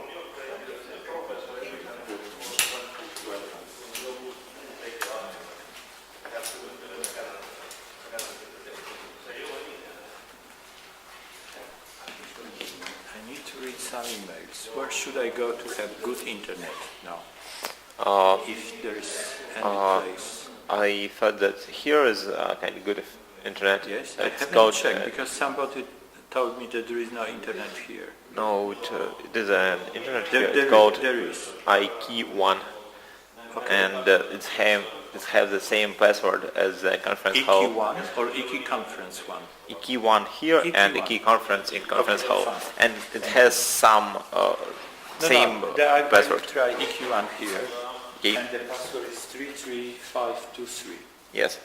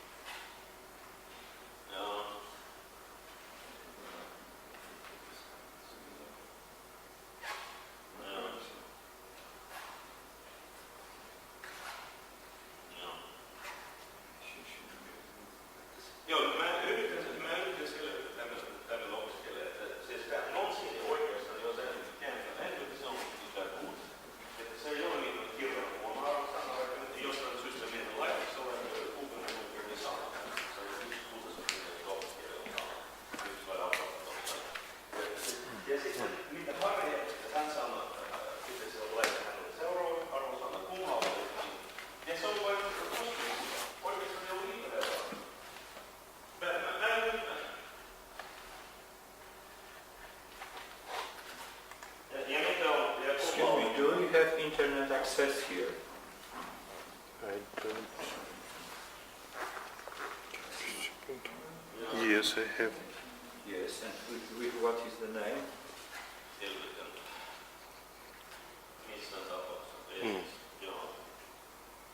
ET1. Can I say it again? I have Kyrgyz. No. ET1. ET. ET. Oh, ET, yes.